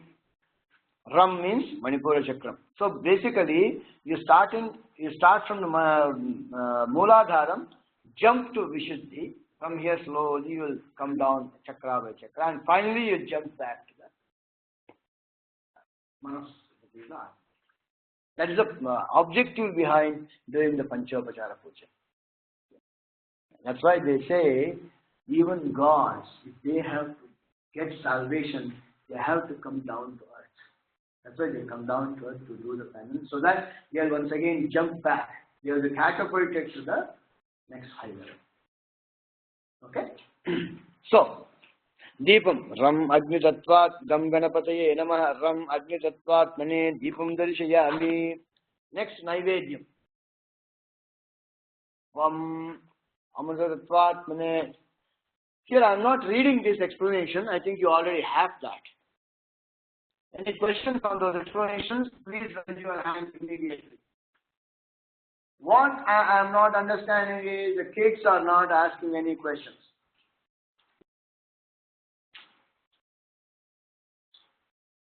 That is too much of a silence. It is scary. Come on, at least laugh. That's better. Okay, now. Maybe they are thinking about their life. Pardon? No, it's only 12:40, 1:30. Okay, so. Gam Ganapataye Namaha Vam Amutadatsvatmane Amutamaha Naivedyam Samarpayami. You can say Nivedayami or Samarpayami. Okay? So you will offer the fruit, and here is the mudras you are so fond of here. The line, these 4 fingers, this is always common. Okay? This is all. Thumb is always common. Okay? Last 2. Thumb is always common. Join. Okay? Last 2. Then first 2. Middle 2. Bring the top one. Bring the bottom one. Okay? That's how it is. Last 2. Thumb is always common. So, last 2. Join last 2 to the thumb. Then join the first 2 to the thumb. Then join middle 2 to the thumb. Bring in the upper one. Bring in the lower one as well. These are the 5 pranas. Pranaya swaha, apanaya swaha, dhyanaya swaha, udanaya swaha, samanaya swaha. If you don't remember it, don't bother. Amutamaha naivedyam nivedayami. You will write next class. No problem. Can we do it again, please? Okay. Prana. And if you are still, listen. Prana, apana, yana, udana, samana, yaswaha. If you do it, doing it rapidly. Prana, apana, vyano, dana, samana, yaswaha. Okay? Rapid. Prana, apana, vyano, dana, samana, yaswaha. One shot. Okay? Offer the naivedyam. Then after you offer the naivedyam, Nirajana. So you have come down, now you have to catapult yourself. Some Sarvadattvatmane, focusing on Ajna Chakra. This is where the Manolayam. That's why it's called Manolayam Nirajanam Darishayami. In the Ajna Chakra, that's why when the meditator, when the Upasaka, slowly when his Kundalini rises and establishes itself at Ajna Chakram, his manas will get destroyed. Where that Ichcha, I have to go there, I have to see that deity, I have to go to that Punya Kshetram. Nothing. He will become a so-called lithe soul. You know the word lithe, you guys use, and I have heard it from Bible. It seems there is a river called Lithe. Okay? So according to what is described in Bible, when a person dies, that soul is taken and dipped in that river and kept aside. And when it's dipped in that river, that's why it becomes a kind of a dormant Lithe soul. That's why they call it the people. Some of the people who don't work, don't do anything, that there is a Lithe soul. One do control. Okay. Chapudu. One fun. So that fellow is a Lithe soul. Okay. They are different for there. And then towards the judgment day, all those souls will be judged, and somebody will go in this gate and the rest will go in this gate. Something along those lines. Okay. I have not really read it very deep, but this is what I have heard about it. So that Lithe state, you will tend to get it when you go to the Ajna. That's when your guru comes and says, no guy, now you have to go down, do A, B, C, D, F, only then you can go on. Guru will direct you from that point on. Or from this onwards up to the Sahasraram, he says, okay, now you have graduated, go to the next level, there are 9 levels here. So Guru will lead you to that. That is the Ajna. So, Manolayam Nirajanam Darishayami. Or you will just say samsarvatvatmane sarvopachara. So from here you say, I am offering everything, take it. That is manolaya. Or samsarvatvatmane karpura nirajanam darshayami. Karpura nirajanam is manolaya. Manolaya means everything. So sarvopacharan samarpayami. Okay? Now, we are seeing in the algebra. How many of you are into math? Algebra. No? No, you don't have to try. I'm not going to ask you simultaneous equations or something. Okay? Say, 2x plus 3y equal to 4. No, not even that one. ax plus by equal to c. Okay, ax plus by equal to c. So remove the variable, put another this one. Same equation applies. In the same way, you remove this, put another deity, you get the Panchavachara Puja. Okay. So that's what you will see now. Puja to Guru. Now, up till Ganapati Puja, any questions?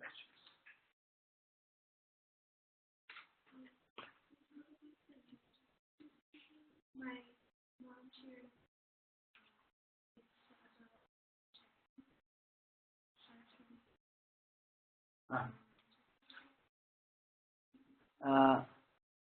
Yeah, I couldn't. You have to speak up. What's the question?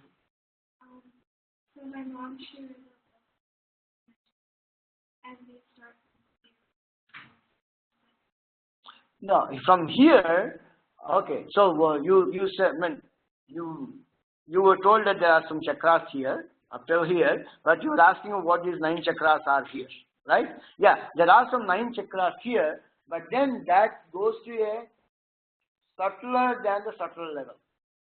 Okay, subtler than the subtle level. So here normally we say Mooladharam, Swadhishtanam, Manipuram, Anahatam, Vishuddhi, Ajna, Unmana, Samana, Yapika, Indini, Rodini, Anahata, Bindu, Parabindu, Mahabindu, something along those lines, 9 chakras. Then Sahasraram. That's all. But this one, it is subtle. For our practical purposes, we only talk about Ajna and then Sahasraram. But between Ajna and Sahasraram, there are certain subtle chakras. You may just remember that much. You don't have to remember anything beyond that at this point of time. But they definitely are. These are the chakras. Okay? Yes.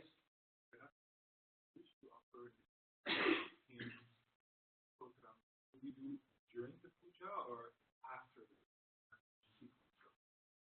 When you offer the pushpam, at that point you had all the stotram. And the stotram, every name or every this one. Yes, every name is a flower. You can do it. At the pushpam point of time, you can also do the stotram. And if you want to sing something, when you offer deepam, you can sing a hymn. Okay. Deepam and karpuram, you can sing a hymn. Pushpam, you can chant the stotrams. Okay?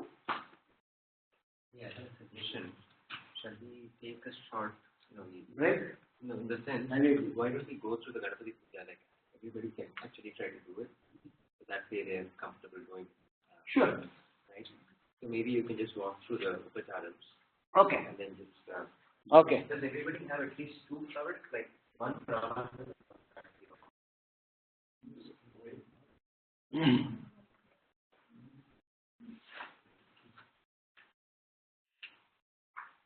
Just see what you're doing.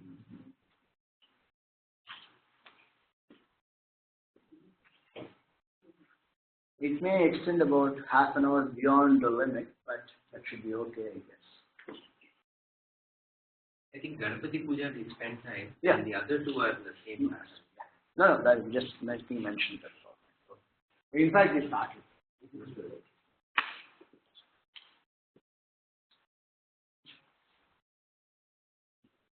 Okay, so every one of you have the Achamana Patra.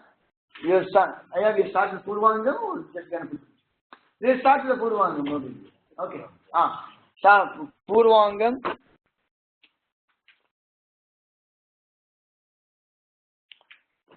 Ganapati Dhyanam. Shuklam, and when you say Shuklam Bharadram Vishnu, you make your fist, both fists, right and left. You cross them and then gently hit your temples. Okay? Shuklam Bharadram Vishnu Shashivardham Jaturbhujam Prasannavadanam Chayet Sarva Vignopashantaye. That is Ganapati. Or otherwise, Mahaganapatiye Namaha, Mahaganapataye Namaha, Mahaganapataye Namaha. Okay. So then, Achamanam. Keshavaya Swaha. Make a Gokarnam. You don't have, no, not that, copper. The copper bowl, and don't remove the bowl. Let the bowl stay there. Okay? Yes. With the left hand, make a cup out of your right hand. Okay? Yes.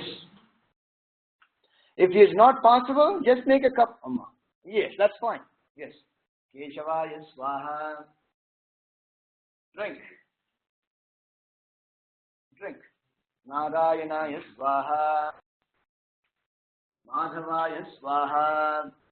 Each time you have to take the water again in each time.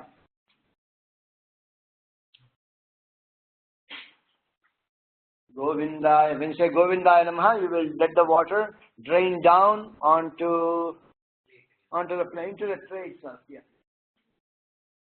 Govindaya Namaha. Okay? Then, after that is done, next.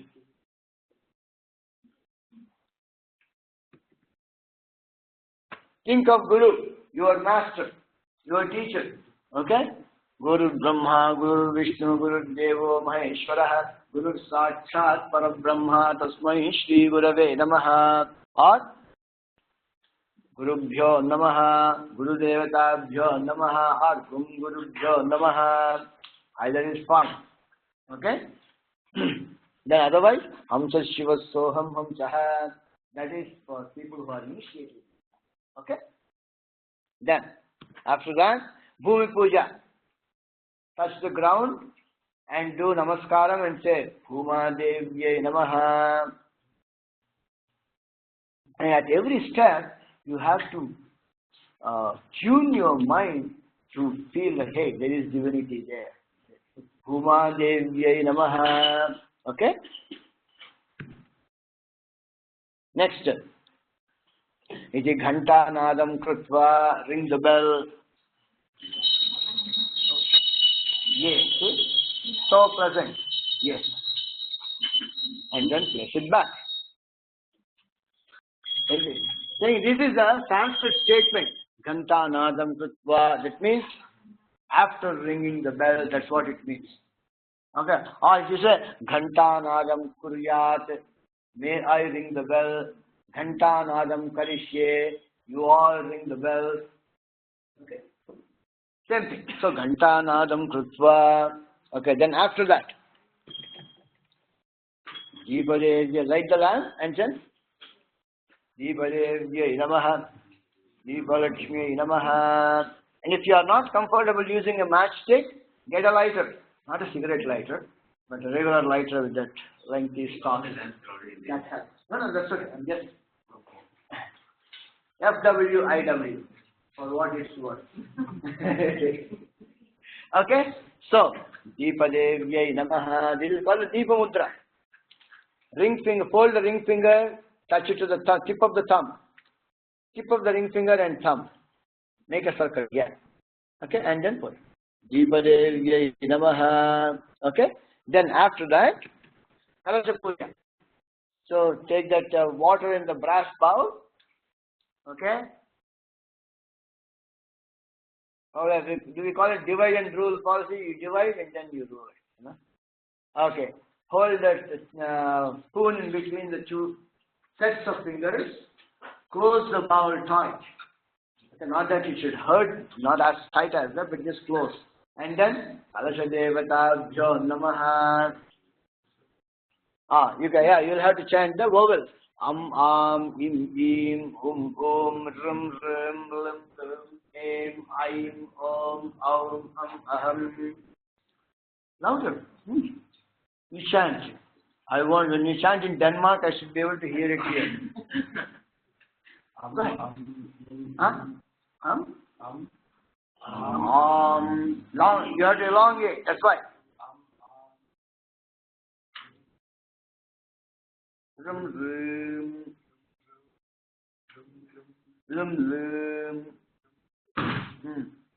Aim, Aim, Om, Aum, Aham. Okay, these are the actually it's called Visarga, but then we add a makaram there. Aham. Actually, if you're going in, looking at it in a very pure way, this A is not there. Aham, Aham, Aham. Okay, yeah. Then Kalsha Devatabhyo Namaha. And now you see you are keeping it open. You are supposed no, you should close it. Exactly. That's all. In fact, what you do is you see if you can close it with your palm. That's all. Close it with your palm while you hold the spoon with the base of your fingers. Yes. Okay. Close it. After you close it, you will say Kalsha Devatabhyo. Okay. Close it, hold it. Kalsha Devatabhyo Namaha. I'm not speaking about it. It has a learning curve there. But otherwise, yeah. Okay? Now, after that, Ganapati Puja. Hold a flower to your heart with the thumb and the middle finger. Take the flower. Hold it with the thumb and the middle finger and finger, 3 fingers. And the other 2 fingers, leave them off. Yes, exactly. And hold it close to your heart chakra. Okay? So, what do we do? Gam Ganapataye Namaha. I have to hear. That is more important. Okay. Then, place the flower. Where do you place the flower? It is the betel nut. Where do you have the betel nut? Yes. Okay, Gam Ganapataye Namaha. So, Ganapatim Avahayami. Ganapatim Avahayami is a statement. But if you are placing, you can just visualize Ganapati sitting right there in front of you. Gam Ganapataye Namaha. Offer the flower. Then after that, Gandham. Gam Ganapataye Namaha. Lam Prachidat Pratmane Gandham Samarpayami. Gandham, when you offer Gandham, you already made it in your face. Take a small pinch of the paste and apply on the betel nut. Sandal paste. The yellow one, yes. And one thing remember, as far as possible, do not use the 4 fingers. It should be either middle finger or the 3 fingers. Okay?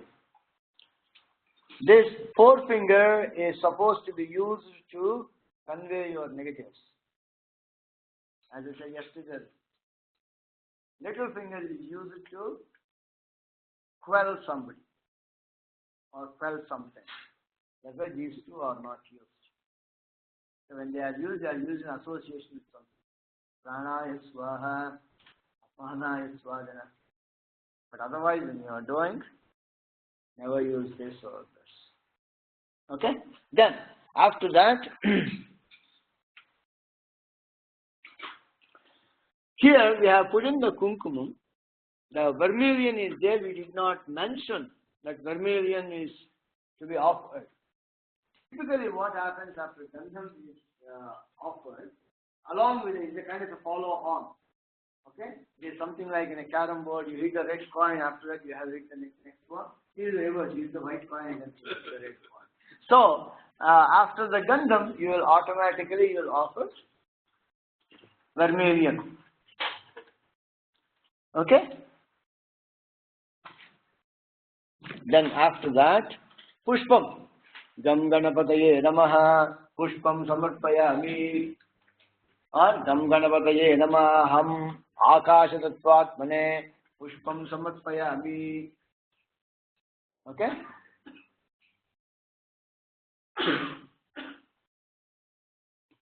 Okay? And as I said, once you practice, for each of these Bijaksharas, you will focus on that particular chakra. That will make it very effective. Okay? Yeah. Pushpam samarpayami. Next. Dhupam. Gam Ganapataye namaha. Yam vayu tattvatmane. Dhupam samarpayami. Light the group. Oh. You just hold it in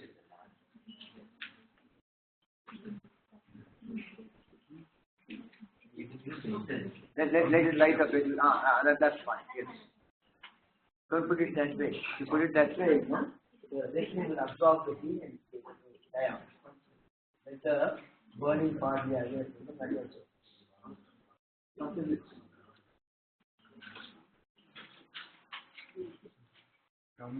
Yes, and by the way, I apologize, I did not mention one thing. When you offer dhupam and deepam, you will be ringing the bell. As a two-hand exercise, there you go. That's all. Dhupam. Take the dhupam. No, you hold the bell in your left hand. Hold the bell in and take the dhupam. Yeah, take that. Take it up. Hold that whole structure. Yes. Yes. Yes. You can show that in front of Ganapati and you ring. How to hold the bell, I guess. Huh? How to hold the bell. It should be like this. This is better than that. This one, sometimes the screw is loose, you need to quite long. Hold it. Okay? You don't play your sound. You don't play your sound. It doesn't matter. That's why these procedures are supposed to move you away from those pictures. Yeah. Okay?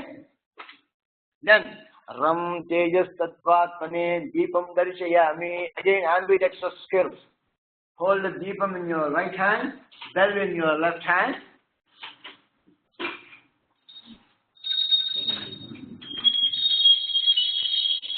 Bell in your left hand. And show it to Ganapati. You have to show the select who's there. Yes. No, they will not. Yes. Now, Amma, when you ring the bell, can't shake it. You have to swivel your wrist. Exactly. Yes. Yes. Yes. Okay. Next. Vam Amutaratvatane Amutamaha Naivedyam Nivedayami. Vam Amutaratvatane Amutamaha Naivedyam. How do you? Okay. Now take the fruits or raisins, whatever you have, or naivedyam. Okay. Put it in front of Ganapati. In front of Ganapati. Over there. Okay. Then take some water, just sprinkle on it. Take some water, sprinkle on the raisins. No, on the raisins, Okay, then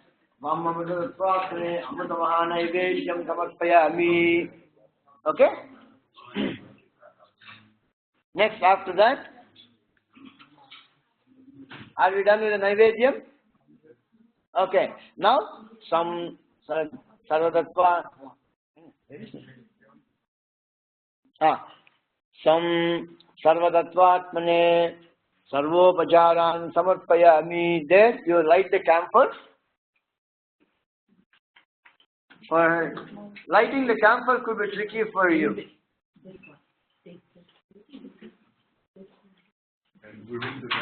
Use hold it with your left hand. Hold the thing with your left hand. Now that may be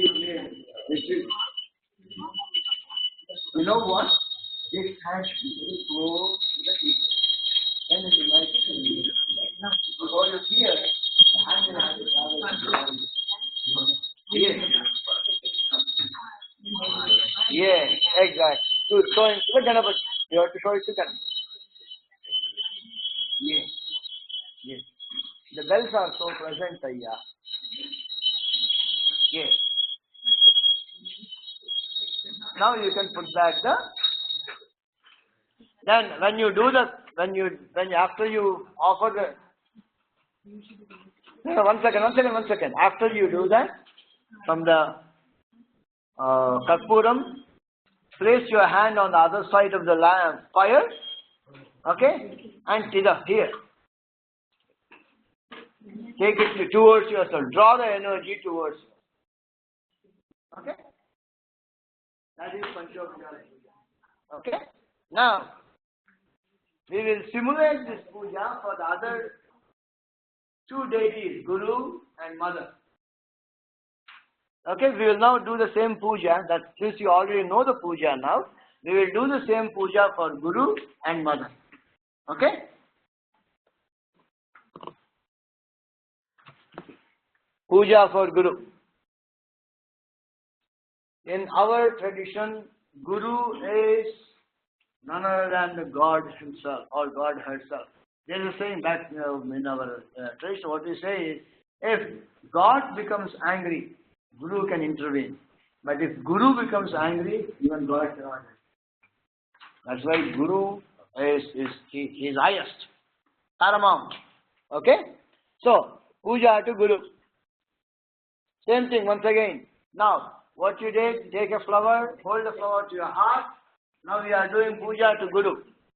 I guess for Guru we have, what can we do?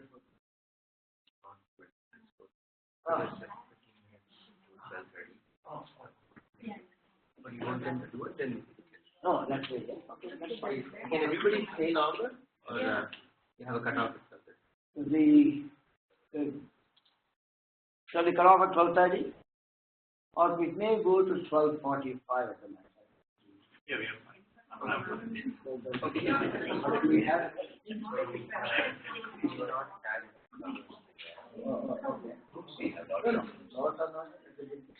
They're off. But for Yeah. Okay. Now, yes. You can stay around there. Thank you. Now, here is the key here. I don't think everybody has flowers. If flowers are not there, what are we supposed to do? Akshata. So they learn using Akshata. Make it simple as possible. Okay? So, take some Akshatas or the flowers with your thumb, middle finger and the ring finger, hold it close to your heart for Guru. Gum Gurubhyo Namaha. Guru Brahma, Guru Vishnu is a lengthy slokam. If you want to learn it, you can learn it. Otherwise, Gum Gurubhyo Namaha.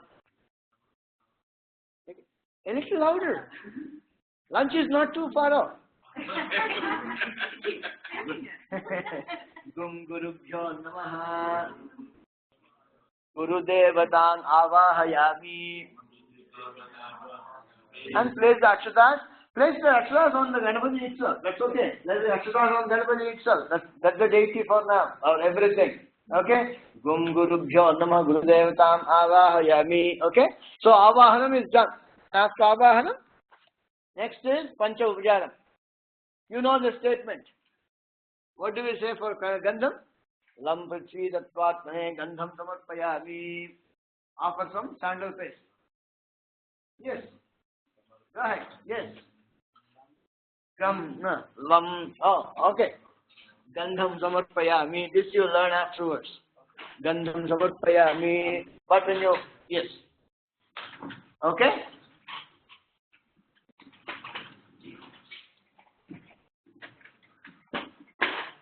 Then after Gandham, immediately you offer Kumkumam. Gandham and Kumkumam is actually a package deal. They both go hand in hand, actually one after the other. Okay? Next, after that, Pushpam. So, Pushpam, if the flower is not there, take the Akshatas. Okay? Ham Akasha Tattvatmane Pushpam Samarpayami. Okay? Okay. Then after, okay, now, I'm not going to flip my screen. After pushpam, what?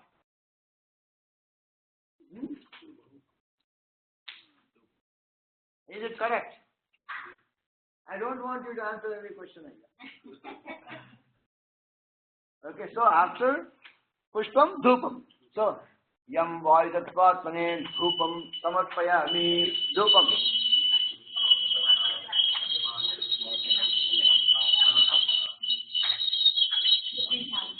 You have to go and sing. Dhupam, ayya.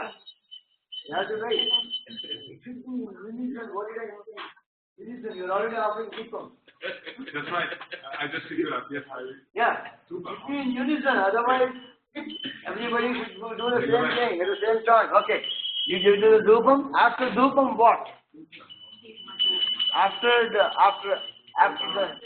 incense, it is the lamp. Deepam darshayami. Take the lamp.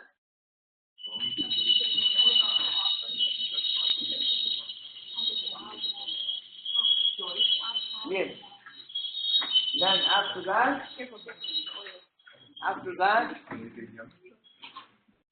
yeah. After that, it is of course food. Naivedyam. Yam vam amrutatvatane amrutamaha naivedyam nivedayami. Amrutamaha naivedyam nivedayami. Yes. Louder.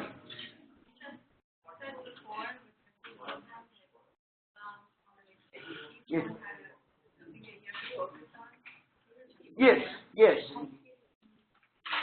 Pardon? For pushpam? Pushpam, it is what? Hum. Akasham. It is heart.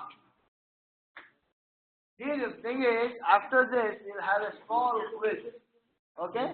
We'll have a small quiz. I'm going to ask you guys what this one refers to. Okay? Anything, Amma? Are you done? The next one. Next. Okay. After this lamp, after the Naivedyam, what next? Somebody? Huh? Karpurani. Yes. Sam sarvadatvatmane gum gurubhyo namaha. Sam sarvadatvatmane sarvopacharan samarpayami karpur nirajanam prakshayami. Yes. That one? As close as possible. Yes.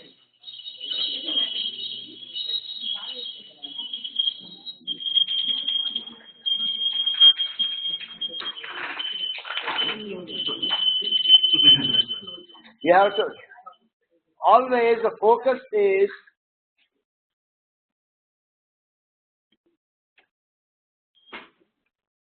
okay.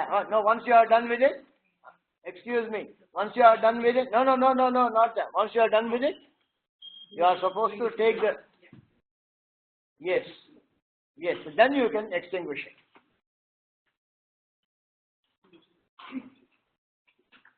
That's it. Okay?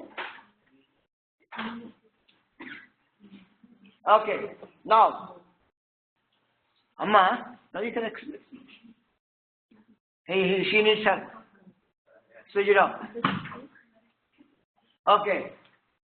Before we go to daily puja, I'm going to ask you a quick question. What is the first step in the puja? Purvangam, after Purvangam, what is the first upacharam we give? What do you do this? What exactly do you do when you do that? You hold the flower. What exactly are you doing there? We are invoking the deity. First is invocation. Okay? Then you place the flower. Then after invocation, after invocation, what is the next step? This is done. Lam Gandham. Okay? Once the deity comes in, you offer Gandham. Okay? That is Lam. Now, after Gandham, what? How about the kids? Somebody, you were asking some question, now you have to give me an answer for this. Okay, after Gandham, what? Look at the paper. It's an open exam. Huh? Pushpam, there you go. Okay? Okay, after Pushpam, what? Huh? Are you sure? Yeah, after Pushpam it is Dhupam. After Dhupam, what? Deepam. And after Deepam, Sapad. Naivedyam. After Deepam, Naivedyam. And after Naivedyam, that's food. So, anybody can, in a rapid fire thing, can list out all these upacharas, starting with Avahana. Anybody who wants to, excuse me, Amma, can you list out all the upacharas, one after the fat. Starting.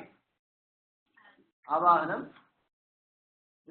Louder, people have to hear. Huh?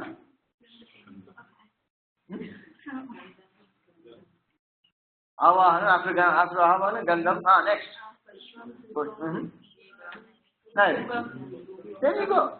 So, one thing, our tradition teaches one very, very, very important attitude. Never be afraid of making mistakes. But at the same time, never take it for granted. Okay.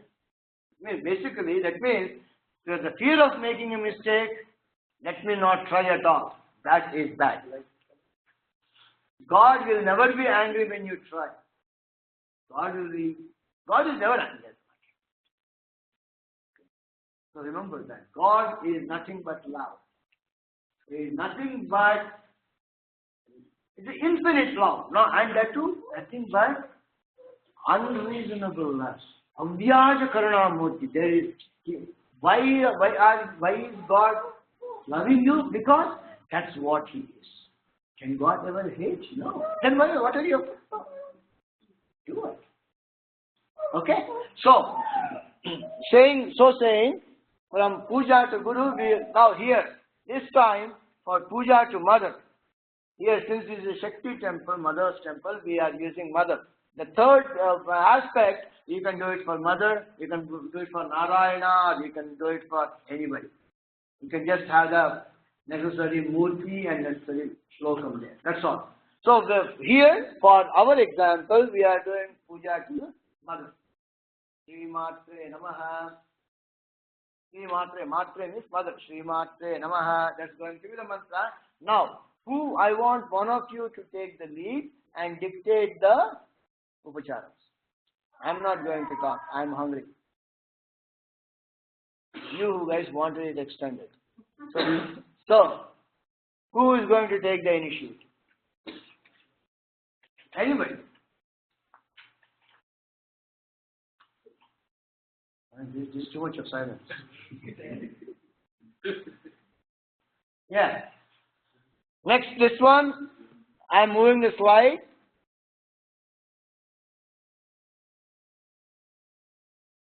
Naivedyam Apochi, Nirajanam Apochi. Now, Puja to Mother. Do I go to the next slide or you will take the lead? You have the paper? Yeah, what is wrong with you guys? Hey, come. Take the papers. Okay. Now, what's the next upacharam? Okay. Come on. This. Okay. This guy has come all the way from Denmark. Okay? Give him a big hand. Yeah, come on. What's the next upacharam? Huh? No, first what is it? First, you know. See, there, I hear some voices now. Avahan. How do you do Avahana? Take the akshatas with your thumb, middle finger and ring finger, hold it close to your heart. Okay. What do you say for Avahana for Mother? Sri Matre Namaha Avahayami. Sri Matre Namaha Avahayami. That's it. Simple. How simple it can get. Next. After that. Yeah, I'm Sri Lalita. If you want to add, you add. Otherwise, Sri Matre Namaha Avahayami over. Right? The 5 upacharas, Avahanam. After that, what? That I like that. Okay. Gandham, Sri Matre Namaha, Lam Prithvi Tattvatmane, Gandham Samarpayami.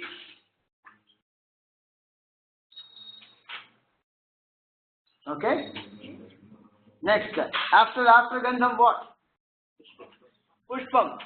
Now, once again, when I said Gandham, along with Gandham, the Kumkum has to go, right? Then, after that, Pushpam. Pushpam. Sri Matre Namaha, Pushpam Samarpayami. Then, after Pushpam, what? Dhupam. Yes, there you go. Take the Dhupam.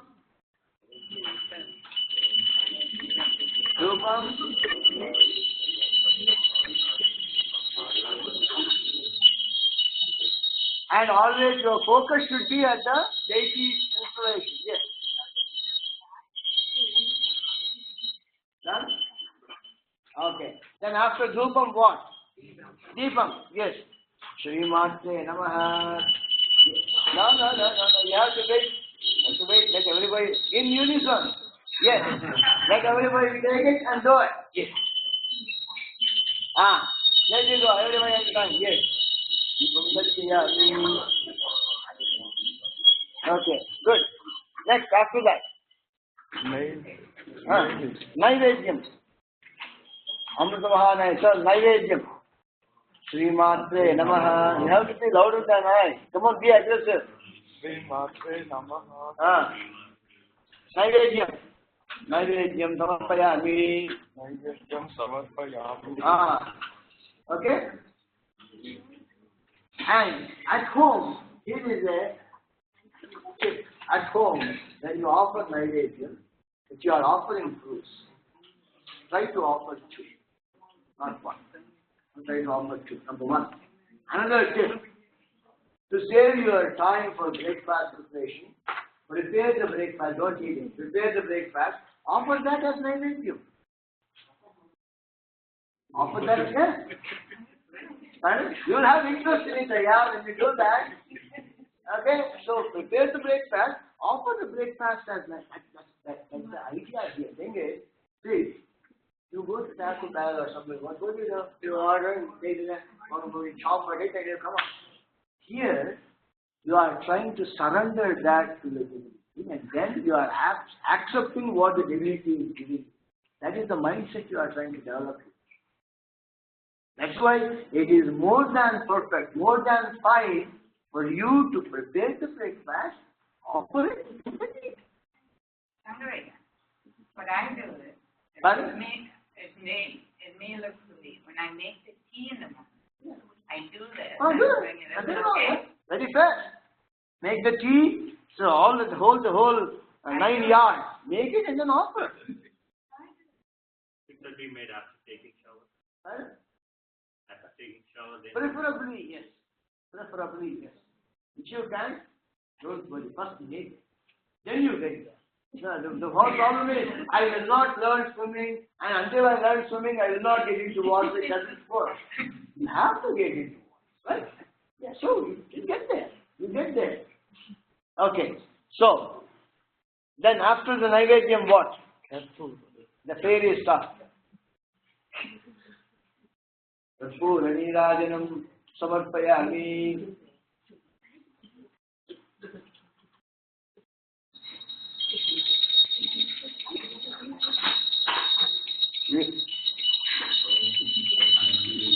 Oh boy. Here is something. Okay, that's it. Now here is a tip for you guys. What happened? Use some force. See? Okay? It's as simple as that. Then after that, what are you supposed to do? After this is done, eat your breakfast. Okay? Now, did you follow whatever is done till now?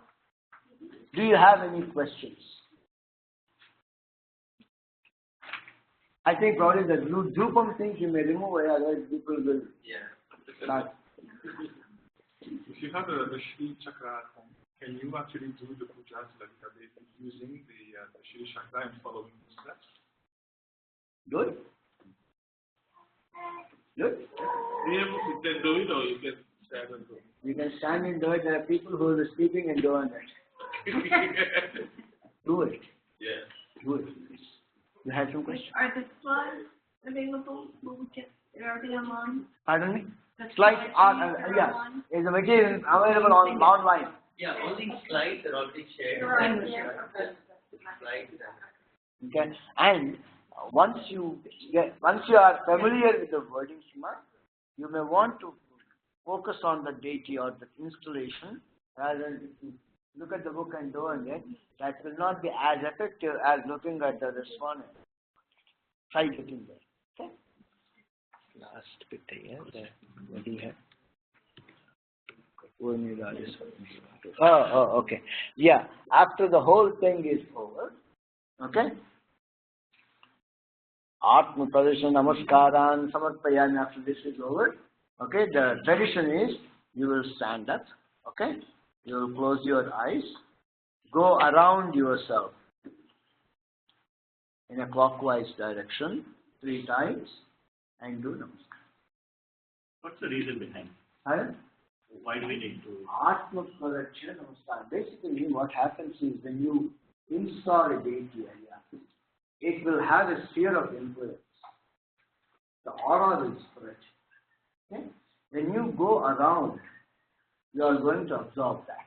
That's why when you do Namaskaram to great sages, you are supposed to go around. Okay? You are going to get rid of your muck and take the positive energy from them and then do it.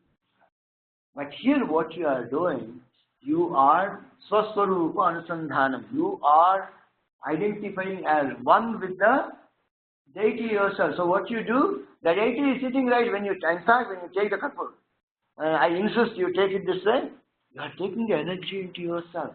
So right inside you, there is a Dr. Jekyll and a Mr. Hyde at the same time. So it's actually Mr. Hyde is going around the Dr. Jekyll, so that only Dr. Jekyll remains. Okay? So, Atma Pradesha. When you do the 3 times, the 3 phase levels of consciousness. Okay? That is who, Siva. So on the 3 levels, you just go around and that's where the complete Manolayam. After the Manolayam happens, that means once the mind is destroyed, or it is one penultimate step where there are 2 that are 1 and still not 1.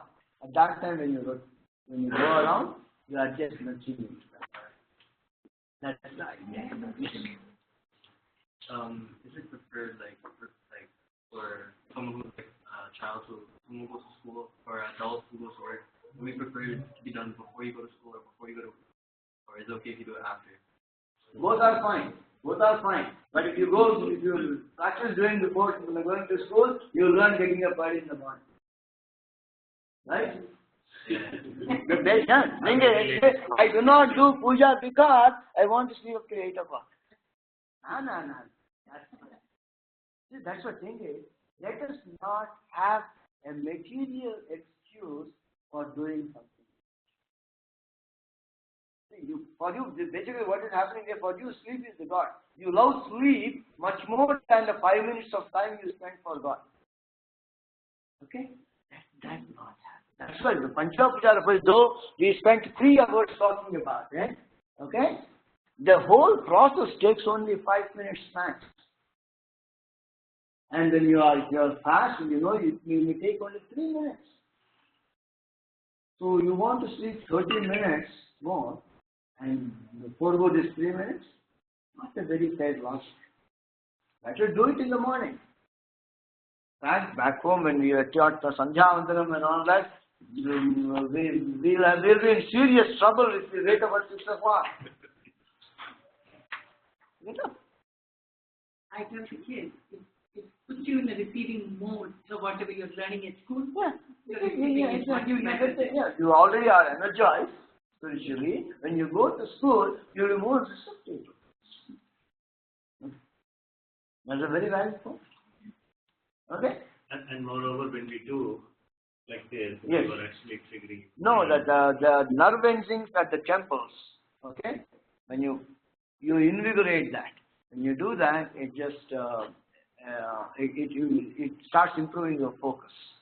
You are asking something? Yes. How many Huh?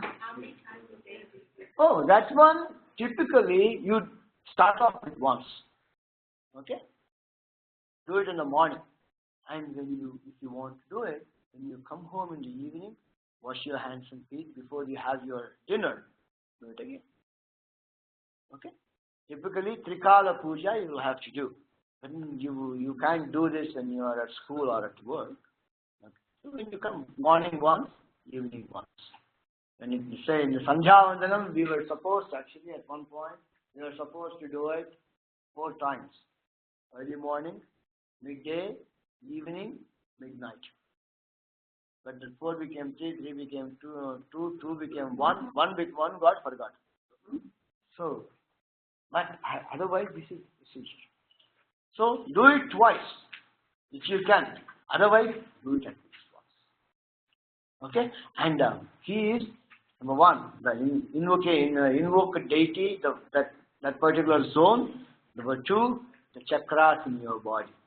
Focus on that and do it. Mother will get you there. Okay? Any further questions? Yes. Yeah, go ahead. So how often do we need to wash on this? There are 3 things here. Sthala Shuddhi, cleanliness of your environment that is around you, and that forms a part of it. 2, Deha Shuddhi, body should be cold. 3, Mano Shuddhi, mind should be cold. Okay? These 3 things, it is best if you maintain it as clean as possible. So if you are offering the puja, if you are doing the puja, after doing the puja, you have to wash it. But one thing, it doesn't take much to wash. It doesn't take much. Soap and water, just rinse it and then mop it immediately. Otherwise, that water staying there, that will cause oxidation. So immediately if you mop it, it will stay. Any more questions? Pardon? Now? Good. Right, after Prashmi is around yourself and you have the deity right there, the Ganapati installed right there, do the Namaskaram there. You get up 3 times clockwise. Yes, 3 times, and do Namaskaram.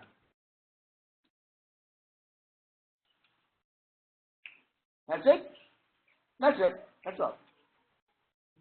We don't have to do Sashtanga Namaskaram or Panchanga Namaskaram. This is enough. Namaha. Okay. Sri Gurubhyo Namaha. Thank you very much. Yeah, we didn't hear from the online people and things like that. I don't know, I didn't even pay attention to it. Yeah, I think only to ask. Anyone online having any questions? You can unmute yourself and ask. Hello? Can you hear me? Yeah. Hello? Hello, yes, we can hear you. Can you hear me? Yes, Kama, we can hear you. I wanted to ask that how to do Aarti. Is there any method to do Aarti?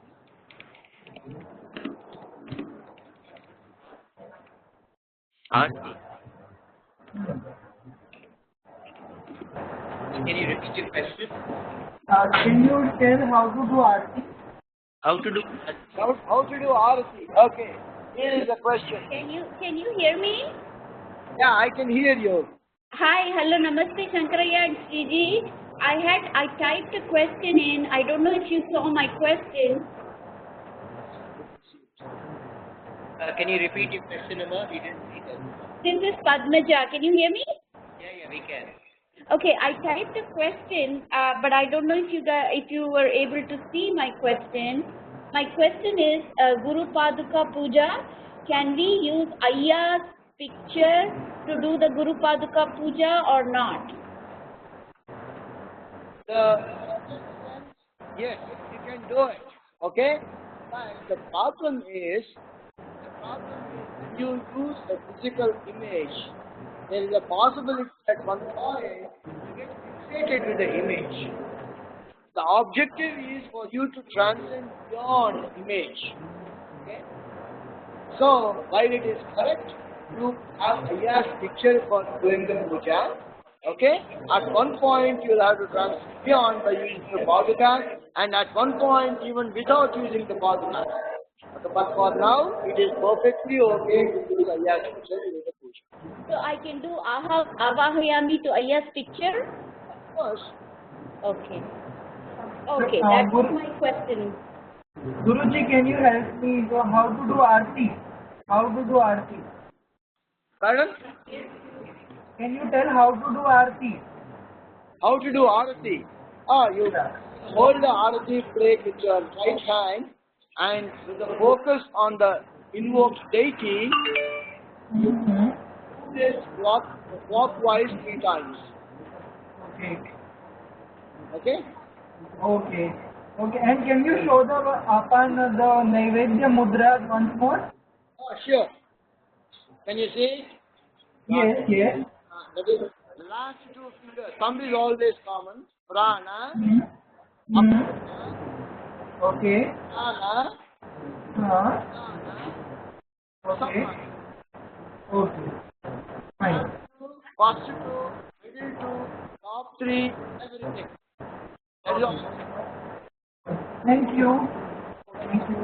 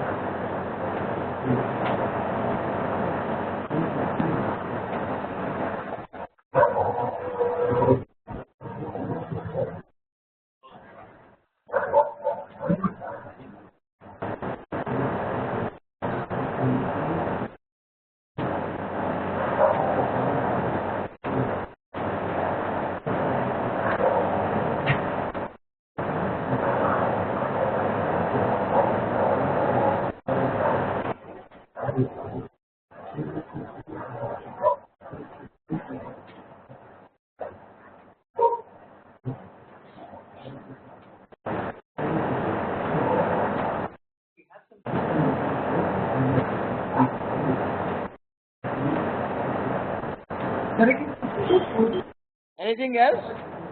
No, thank you.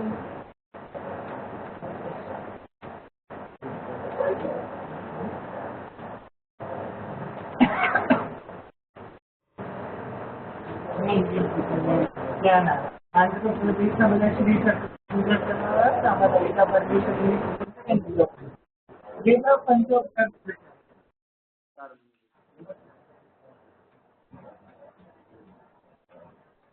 Ji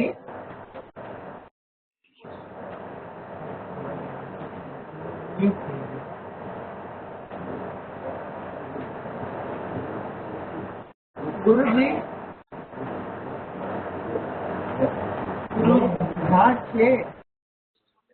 hello Yes? Guruji, is there any specific day we should start this puja or we can start from tomorrow onwards?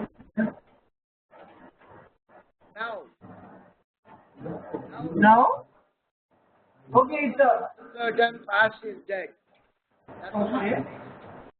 So now it's already afternoon. So why don't you do it this evening? Start it this evening. Okay. Okay. Okay. Shankar గారు చెప్పండి. ఇప్పుడు if we are doing this puja and if we want to do some astotram for any of the deity, at which point we have to include that one? Pushpa పూజ పుష్పం సమర్పయామి అన్నప్పుడు అష్టోత్తరం ఆపర్చుకోండి.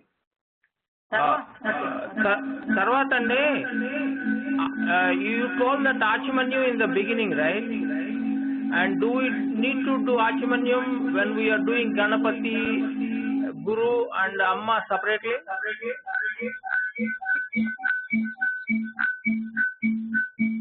Hello? చేస్తే చాలు. ఒక్కసారి చేస్తే చాలు. నమస్కారం అండి. Chandrashekhar from New Jersey. I'm seeing you. Okay.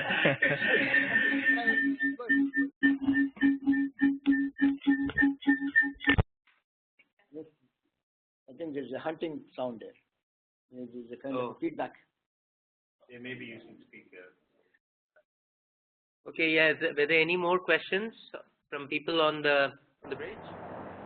Guruji, is there any other class after this, like any other advanced course of this thing? Hello?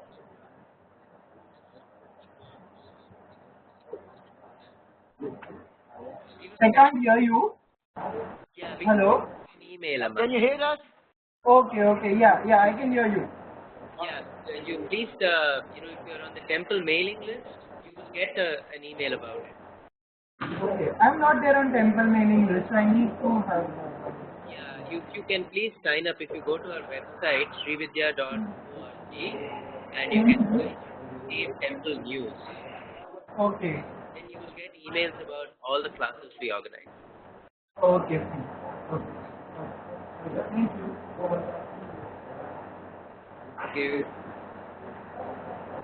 Okay, everyone. So if you have any further questions, please feel free to send an email to me at education@srividya.org, and we will respond to you individually. Okay, so we are going to wrap up here. So thank you all for coming. Okay, and we will be sending you a link to the recording as well. Okay, thanks everyone. So we're going to sign off now. Okay.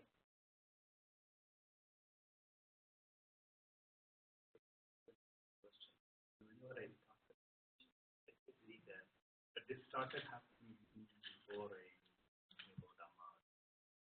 So I don't know when I was